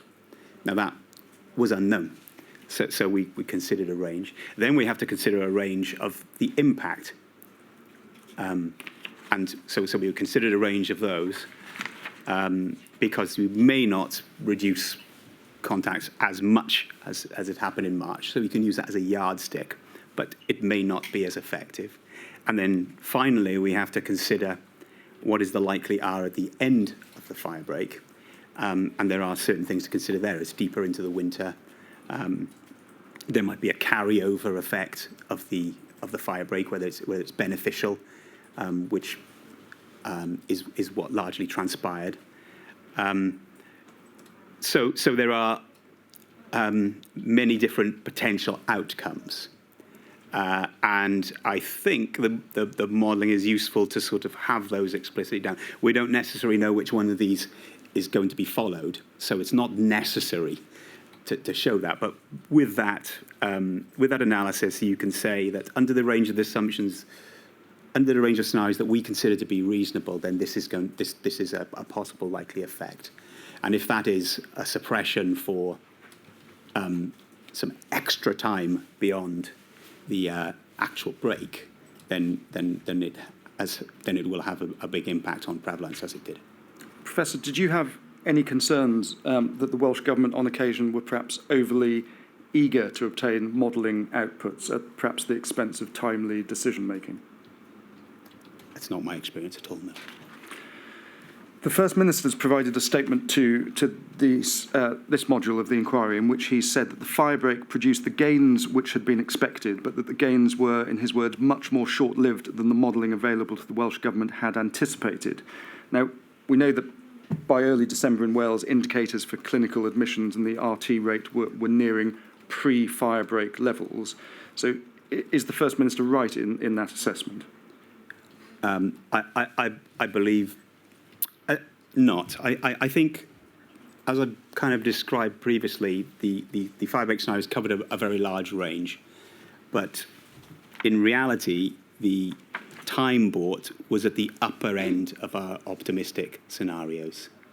So while there were some scenarios in which it could possibly be lower, they were the very, very, very most optimistic. What we hoped was a baseline scenario was the current R, and then it would have a large impact because I believe the comms and the preparation was done very well, and people were aware, and they were. It looked as if they would be on board. So we set an impact that would be quite effective, not quite as effective as March, but a very effective one. And following that, we assumed that the R would be exactly the same again. Using that model, we projected a return time to the pre-firebreak conditions of 38 days. And the data will show that the return time was in the order of 39, 40 days. Now, I think that's coincidentally close. Okay, that's not something that you expect from these kind of model exercises. They do not have that kind of precision. But it coincidentally shows that baseline scenario was almost exactly the time bought, and I would say quite a substantial amount of time. So 39 days added on to the time of the firebreak, which is only 2 weeks long, is quite substantial, and it shows the trajectory that the epidemic took within the firebreak, and that's been there's many independent corroborations of that. You can see in the ONS data that the prevalence in Wales is half that of England around about that time, and you can and there are, I believe, published estimates from independent modelling groups at London School published a paper on the circuit breakers in England, which analysed the effectiveness of the Wales firebreak and showed, I think, that it had a 45% reduction in RT, which is quite considerable. So I think the time bought is pretty much very, very close to what we suggested in the models.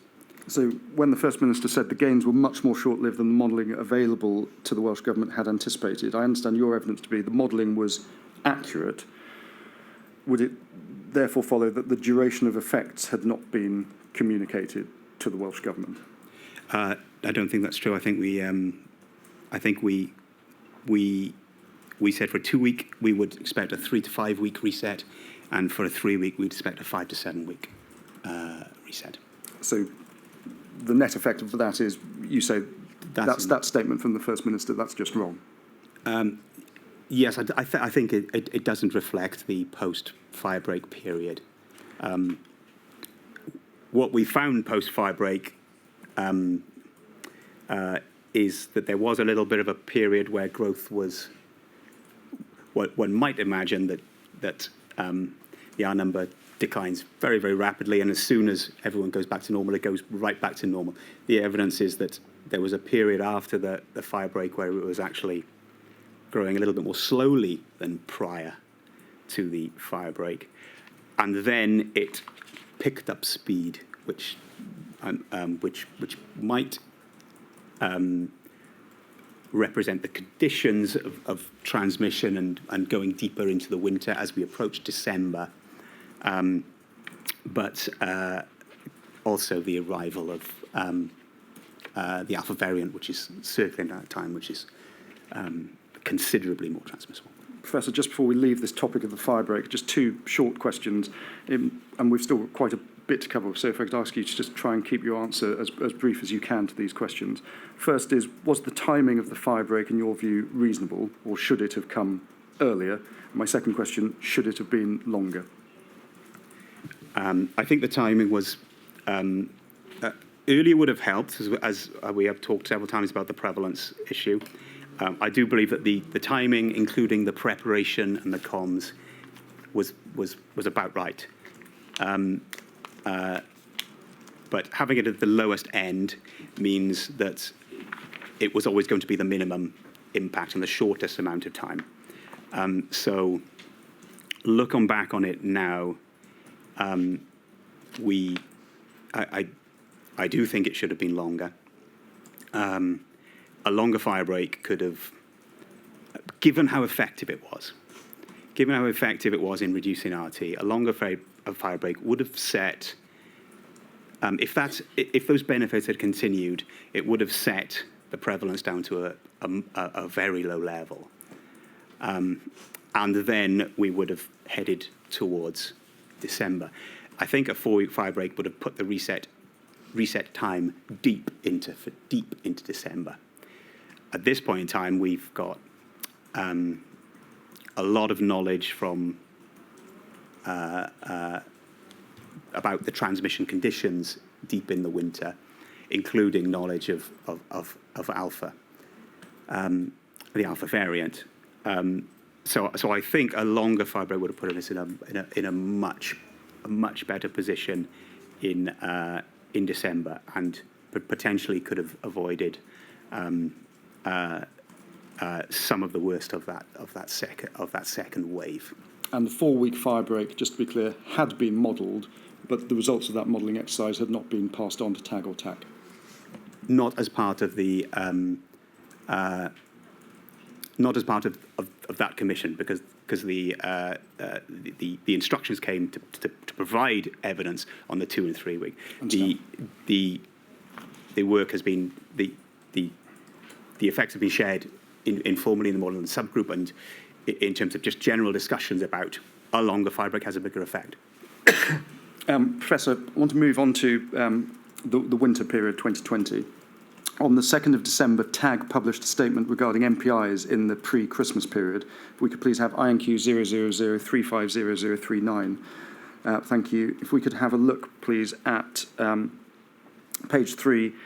If I can go to the second paragraph, in fact, and the third line of that second paragraph, where it starts, the firebreak had the intended impact of a short, sharp early intervention to push back the epidemic by 3 to 4 weeks. The benefits of this period of negative growth have nearly been lost, with case numbers and hospital admissions nearly reaching levels seen at the beginning of the firebreak. And then, please, we can go to page 3, but the fourth paragraph that starts, deaths are currently as high as May, with the excess death rate in Wales higher than in England and Scotland over recent weeks and tracking above our reasonable worst case. That was obviously a concerning picture epidemiologically, yes? Yes, I think that's possibly around the worst point of the epidemic, I would say, in my experience. And in the same document, the policy modelling done by your team at Swansea University compared some different MPI interventions over December 2020 against some varying rates of background RT. If we can please have page 12. Thank you. So the policy options being compared were first no intervention, then entering Tier 2 restrictions, and then third one entering Tier 3 restrictions. Pausing there. Why were those the three options that were modelled? Was that the commission that you had received?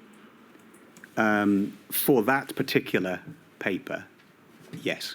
So they would be directly asked to use those conditions.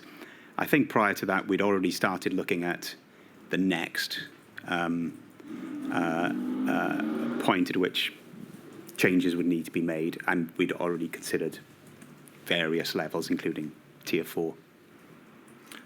Now, the advice of TAG that was summarised back in 2nd of December 2020, I don't need this to be displayed, but that summary was that policy modelling suggests that introducing the equivalent of, of Tier 3 restrictions, for example, closure of hospitality and entertainment, reduction in mixing, prior to the relaxation of restrictions before Christmas will reduce the number of hospital and ICU beds required for COVID-19 patients and subsequent deaths. Is it right that the strongest, if I can put it that way, MPI option then being explored in early December were Tier 3 restrictions, or you've just alluded to you were in fact looking at Tier 4 or effectively lockdown restrictions as well? We were looking at them, but that was the question that was being asked here. So you were effectively reporting only, and this is no criticism because this is the extent of your commission, but you were reporting only on the strongest MPI option being Tier 3 restrictions. Yes. Now, excuse me, we looked at previously a TAG meeting on the 13th of October. It was noted in those minutes of that TAG meeting that, and I just read this to you, yesterday there was a COBRA meeting and announcement around 3 tiers in England. A SAGE chairs group took place yesterday and no one felt that the highest tier was strong enough to bring R below 1. So my question is this: if Tier 3 restrictions had been seen as insufficient before the firebreak lockdown and Wales was quickly approaching pre-firebreak levels, why was it assumed that Tier 3 restrictions would be sufficient this time around? So what was the date of the SAGE? 13th of October. So there was a lot of debate about the R values to use for different tiers, and it did change a little bit over time. And I think there was a little bit of a difference between areas and between DAs. So we previously used a value where it just pushes it under 1. And I think that was appropriate. I think that was appropriate at the time. Again, we would explore sensitivity to that. But by the time we've got into December, I think it was just becoming clear that that was not the case. So I think by round about this point, which is why I think I mentioned that this point in the epidemic, it became clear that this was definitely not the point in Wales.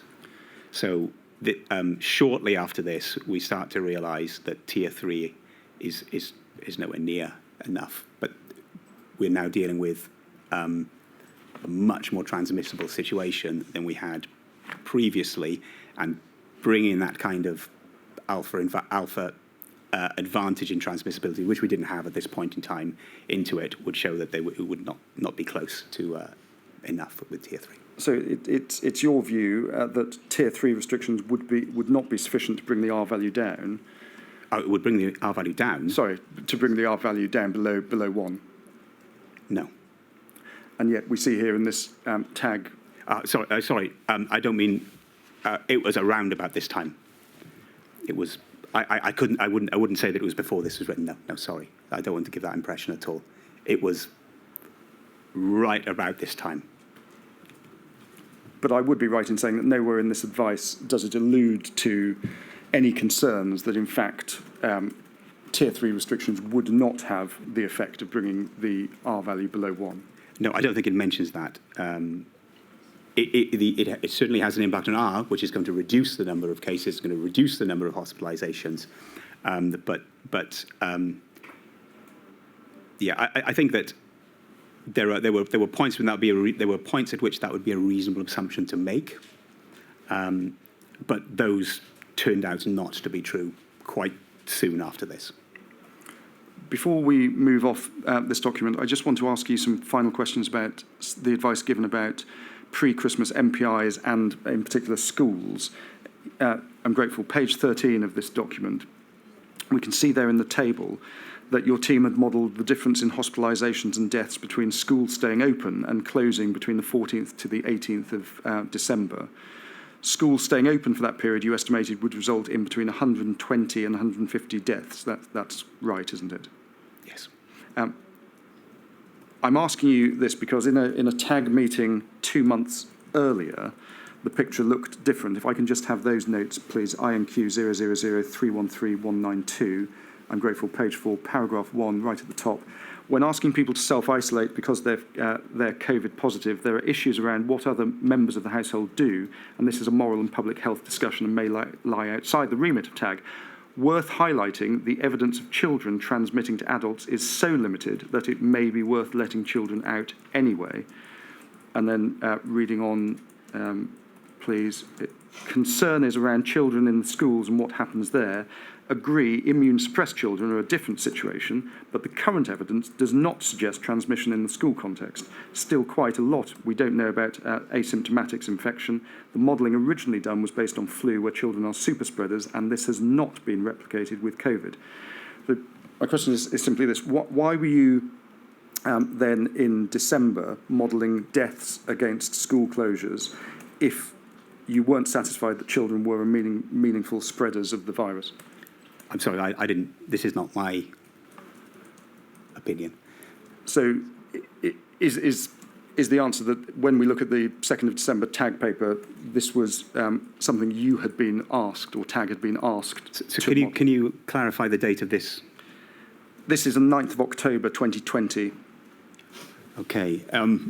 So I think the exact role of transmission in schools was pretty much unknown, I think, by this point. So this is all assumption. I think we've gone through a situation where schools closed pretty quickly in March. Prevalence was driven down to very, very low levels. And then there was the school holidays. And then a couple of weeks back in school. None of that is sufficient to give you a good estimate of the importance of transmission in schools. Now, we know schools were closed early on the 14th of December. Hospitality, however, remained open. Do you think you should have been asked to model the effects of keeping schools open and closing hospitality venues? Sorry, for which dates? So 14th December is when schools were closed early in Wales, but hospitality remained open. So my question was simply, do you think you should have been asked to model the effects of, in fact, keeping schools open but closing hospitality? Yes, I think we could have done that. It's a blunt tool, whether you can distinguish these things very easily. In terms in terms of schools, we relied heavily on what we would call the contact matrix between different age groups. And this is obtained from surveys and in empirical epidemiology. There are surveys such as COMIX. And they basically tell you how often a person of one age is in contact with a person of another age on a typical day. So within those surveys, the contacts that take place within schools are, to some degree, recorded. So those are the contacts that we would remove from our model when schools are closed. So it was not based on the observational. So our model is not based on the observational epidemiology of how often transmission occurs within schools. It was based on the typical contacts that are made within schools and between school-age people and people outside of the schools. So in some ways, it's a very easy thing to implement in the model, and you can remove those, which simulates school closures. It doesn't capture all of the nuances of that. But at the end of the day, those contacts exist, and reducing any contacts in the model across or within groups and across groups, because not all those contacts can be maintained within children. If you reduce any of those contacts, you are going to reduce infections and cases and hospitalizations, deaths. The extent to which they are changed is very, very difficult to do. But ultimately, all we're doing there is reducing the contacts of that age group. And a little bit harder to do under some other circumstances. If we just return to the chronology, now we were working our way through December and the advice that was being given by TAC. On the 11th of December, there was a further TAC advice that was published. I don't need it to be displayed. I'll just read you a few relevant passages from it. Cases of Covid-19 per 100,000 of the population in Wales have increased by 54% since our last report. As of the 9th of December, test positivity for COVID is above the red circuit breaker indicator threshold at 19.4%. As of 11th December, the number of people with confirmed COVID-19 in hospital has increased by 9% since last week, remaining higher than the April peak and above the red circuit breaker indicator threshold. So, as with the October firebreak, I think you were commissioned to provide some further modelling, but was it not obvious from the 11th of December that Tier 4 restrictions, namely a lockdown, would be needed to get a grip on transmission rates? Yes. Do you think that a third lockdown should have been implemented earlier? Yes, in retrospect, yes. In December 2020, Professor John Edmonds stated that this is the worst moment of the whole epidemic, and in January 2021 that, in his words, really major additional measures were needed. We know now that Wales fared particularly badly in the second wave and in December 2020. Do you think the same comment applies then to Wales? Was Wales caught in a very bad position? Yes, I would say so. I think it doesn't give much solace, but I think there is it was somewhat unfortunate to come out of the firebreak into the highest transmission period, December, with the emergence of the alpha variant, which went on to make up a very, very substantial part of the second wave. So whilst there was measures going on in early December, they clearly weren't enough. And they came at a time of the return period from the firebreak. So I think it is one of the worst situations in that point, in the sense that we had to deal with a very difficult situation, which was very high transmission rates from the point of high prevalence. And so it comes back to the point again, is if you had a longer firebreak, for example, you deal with those situations from a lower prevalence. And so by that point, you would be able to perhaps respond or consider the response a little bit better, and certainly the the consequences of that period would have been reduced. So whilst alpha can't be predicted, it kind of illustrates that importance of the overall prevalence. And so dealing with that already high was it was rather a sort of perfect storm. And I think that could have only been avoided by a longer firebreak beforehand. Professor, just two short topics before I finish. Indirect effects of NPIs. Could more have been done by your team on indirect harms over 2020 and 2021 had the resources been made available to you? Are you referring perhaps to economic type effects or? Well, indirect effects, NPIs, so social, economic, quality of life. Well, this is not our area of expertise in terms of social effects. No, we set up the model very, very early to build in potential costs, so that indirect effects and cost benefits could potentially be weighed up against each other. That was done in September.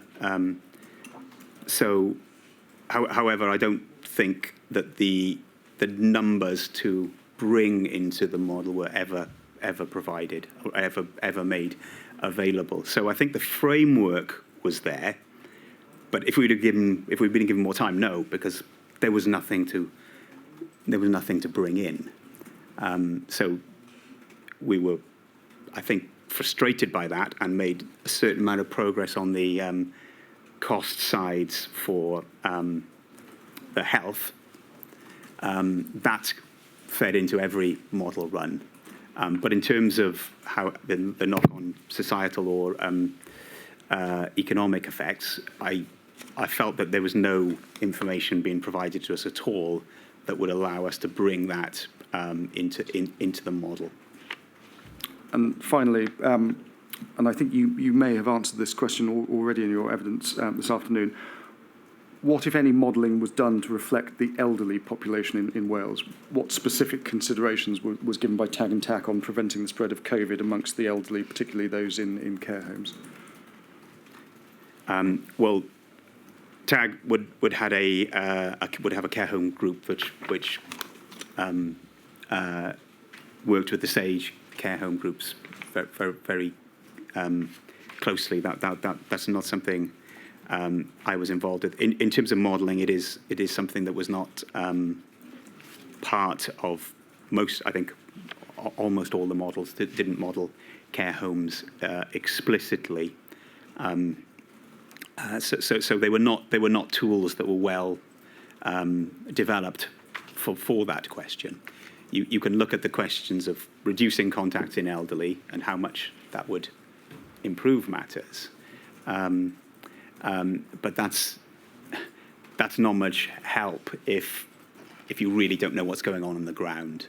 So I think that is not so much of a modelling question, more of a disease management on the ground type of question. And if we understood that much better, then perhaps it could feed back to the models. But it's not something we were involved with at all. Professor, thank you. Those are all my questions, but there are some questions from behind me. Ms. Heaven.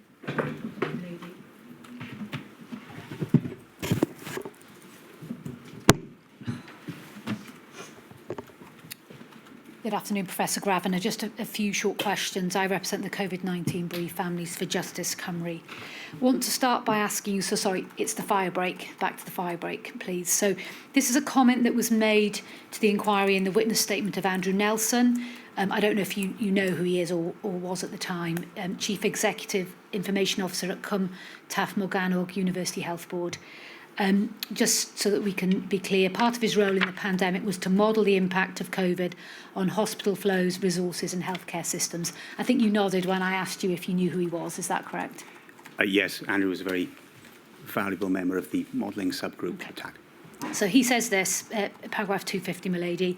In regard to the firebreak, it is apparent from emails and files, which he attaches, I'm not going to show them to you because we don't have time, that I and others raised concerns that the 2-week period was going to prove insufficient to allow Wales to avoid a pre-Christmas lockdown and that it would not reduce the prevalence of COVID to a level in line with the Swansea University model for Q3-4 2020-21, which had formed the basis of Welsh Government's planning guidance to the NHS at that time. So we obviously know, and we can see the email that you received from Rob Orford on that Sunday evening on the 11th of October, requesting you to look at the 2 to 3 week period.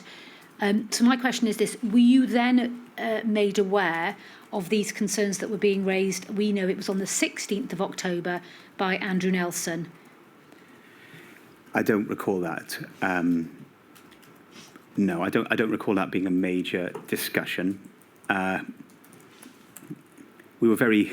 I think it could well be something that would have been commented on. That when the announcement came that it was going to be about 2 weeks, I think several people would have perhaps made the comments that they would like it to be longer.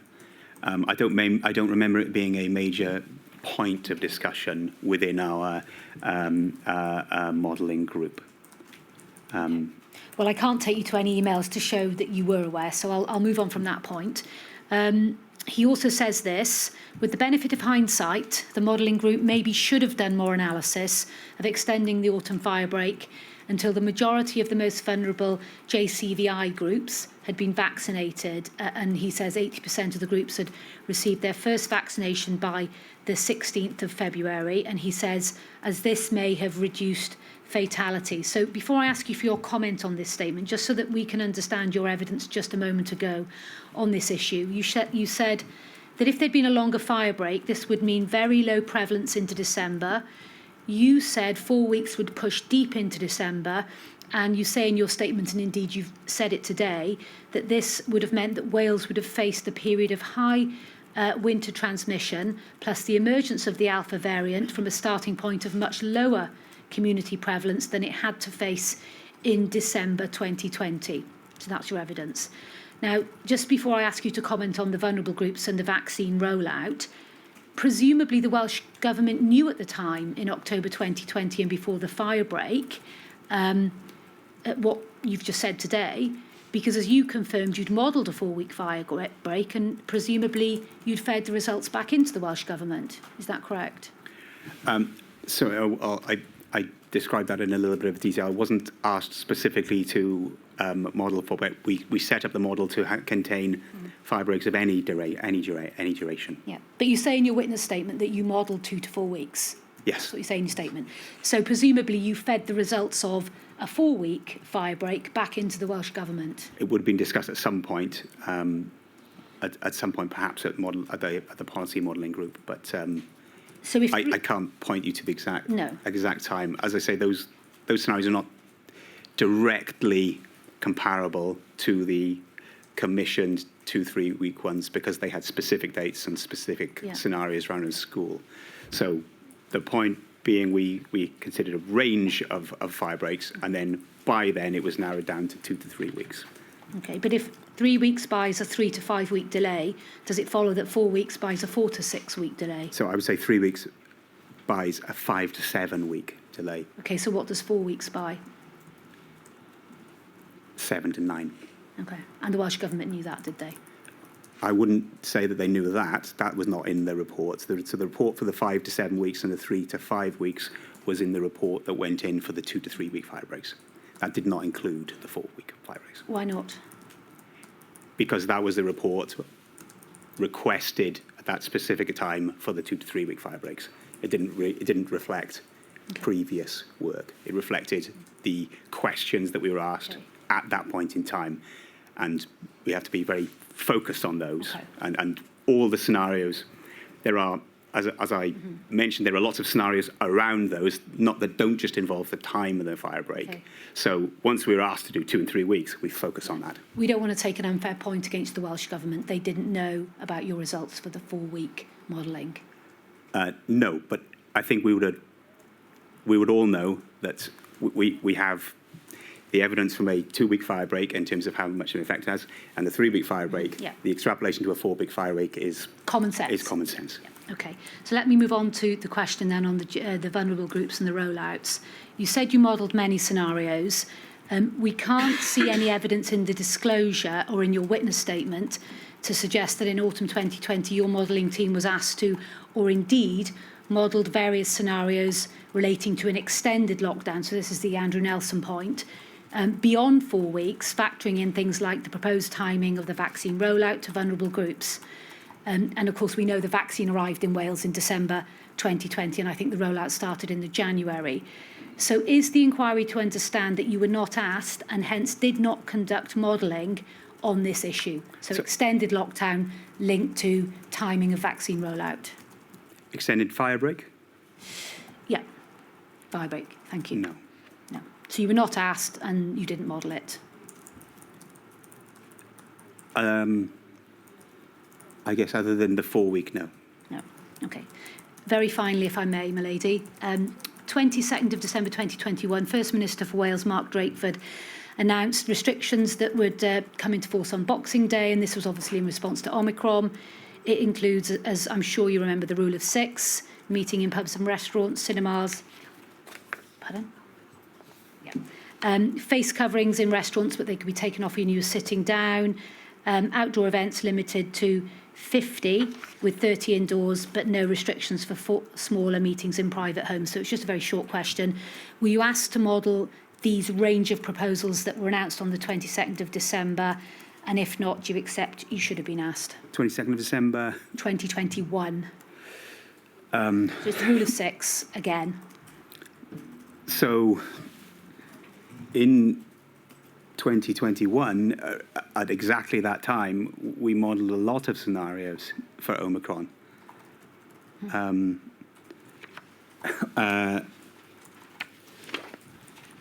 At that point, I think we were largely modelling the range of scenarios that reflected the uncertainty regarding the severity of Omicron.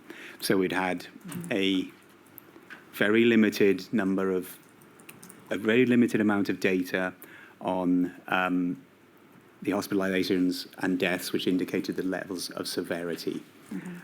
So we had to run sets of scenarios that were all consistent with that, and then see what was happening next. So I think, as I remember, we certainly didn't, in answer to your question, model those very, very specific interventions, because we never do. It is more the broader reductions in transmission that are accompanied by those interventions. And we certainly modelled lots of scenarios of tier 1, tier 2, tier 3 type interventions in the period from December and going into January with Omicron, as we gradually learnt more about its severity. But quite a lot of scenarios then, yes. Okay, well, thank you very much. Those are my questions. Thank you, my lady. Thank you, Ms Heaven. I think that completes the evidence for this week. Well, it does. Thank you very much indeed, Professor. And if by the sounds of it you had to fulfil your other full-time commitments as well as doing this work, please accept my gratitude, I'm sure the gratitude of people of Wales, and to you and to your colleagues. Croeso. Thank you. 10 o'clock Monday, please. All rise.